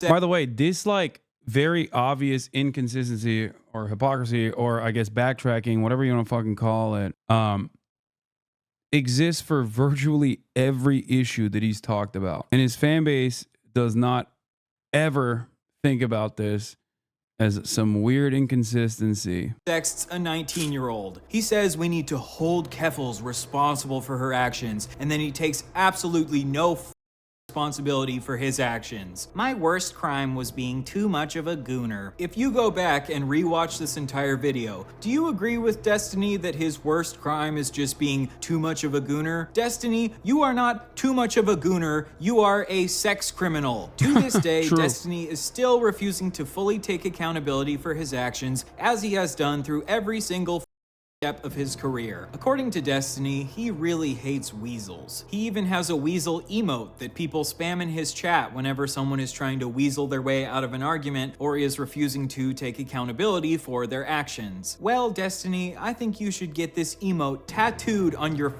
forehead. You are a weak, pathetic little weasel, and I hope that everyone has finally opened their eyes to how much of a wriggling little weasel you always have been. I hope that after this, you take a long look in the mirror and you realize that you actually have a lot more in common with Keffals than you would ever care to admit to yourself. You have both lied to and scammed your audience. You are both massive bullies. You both aren't afraid to use harmful tactics to get what you want. And most of all, you both have a pathological need to avoid ever taking accountability. So from now on, I shall be referring to you as Keffals. How's that for a nuke, buddy? Anything else? Really quick before the video ends, I've linked the fundraiser for Pixie to sue Destiny down below. If you would consider donating to that, I would appreciate it so much. Once again, it quite literally doesn't even begin to scratch the surface. You could do an 8-hour nuke similar to this about all of the different ways in which Destiny has and his community has actively harassed someone like myself or many other people, as a matter of fact. You could do virtually 8-hour pieces on the extreme harassment that is borderline criminal on virtually every smaller streamer that he's engaged with.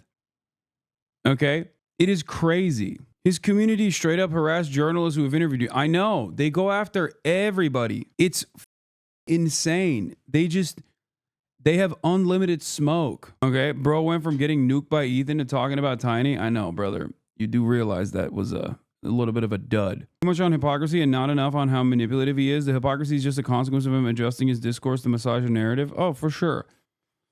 I do think that a lot of people only care about hypocrisy, though. Yeah, they've literally stalked Twitch staff. They've been actively stalking and doxing Twitch staff, dude. Like, it is so insane. Yeah, nuked by Ethan means he used a microwave. Anyway. If this lawsuit is successful, maybe this is finally an opportunity for Destiny to be held accountable for his actions. I've also linked accounts for Pixie, Cherry, Lav, and Melina down below and recommend you give them a follow. I think in situations like these, victims can end up being kind of just used as ammo for different people to fling shit. How has he not been banned by Twitch? He has been for years. That's the reason why he's been attacking Twitch. Part of the reason why he's attacking Twitch is because of his own personal vendetta against Twitch, because he's still perma-banned for doing like this. And also on top of that, there's a million different reasons even that aren't criminal, that are valid reasons to, you know, keep someone like him banned. I just told you guys that this motherfucker literally doxing and harassing Twitch staff, dude. Why you only watch content, Nuke, about people you don't like? I don't know. Think it through. First of all, this isn't even content nuke.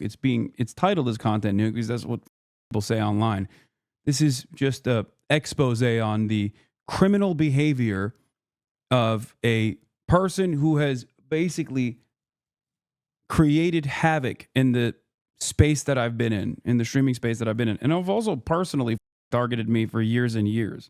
11 hours already? We're not getting an IRL today, are we? No. No, there won't be. Why has no one taken him to court? No, someone has contacted the authorities. The video itself talked about it too. Did you see Ethan hemorrhaging subs? Yes, I did. He lost, I think he lost 30,000 subs in the process. It makes sense. I mean, his channel was nascent. He wasn't using it. Last time he used it was for Keemstar, which is interesting because now he's using it. And now he's aligned with Keemstar. How is no one talking about this? This is so unknown. Part of the reason why is because a lot of content creators, I think, see it as like open territory, especially if they want to beef up their apolitical bona fides to come after someone like myself and be like, yeah, on, right? A lot of large content creators don't necessarily shy away from engaging in the on train. XQC is a fantastic example of this. Like, he has for years and years been super close to Sexpestiny and has actively platformed him, actively come after me. Sexpestiny and his community, DDG, have used XQC as a vehicle to launch these attacks as well. Having said that, people don't necessarily want to talk about Destiny in general, partially because a lot of content creators are genuinely worried about the harassment cult that he has created and shy away from any sort of criticism. Same goes for many other large content creators, okay? A lot of other large content creators with very active communities that are, that are not above using their communities to attack other content creators, naysayers and whatnot. Okay? XQC has nothing against you. He's open to talk to you any day. Yeah, dude, I know. I know. Like, Asmongold will probably watch the Ethan nuke, upload it, react, will get millions of views. XQC will do the same if he hasn't already done so. These guys don't have a problem coming after someone who is on the left. They do have a problem, however, coming after someone. He already did? Yeah. They do, however, have a problem coming after people on, coming after people like Destiny in general, because his community doesn't shy away from, aggressively pursuing people that Destiny considers, to be bad. This entire video basically spells it out. He may react and disagree with E. I mean, we'll see. I think the parts that they will disagree with will most likely be the idea that, like, Twitch is incredibly anti-Semitic or some shit. That's it.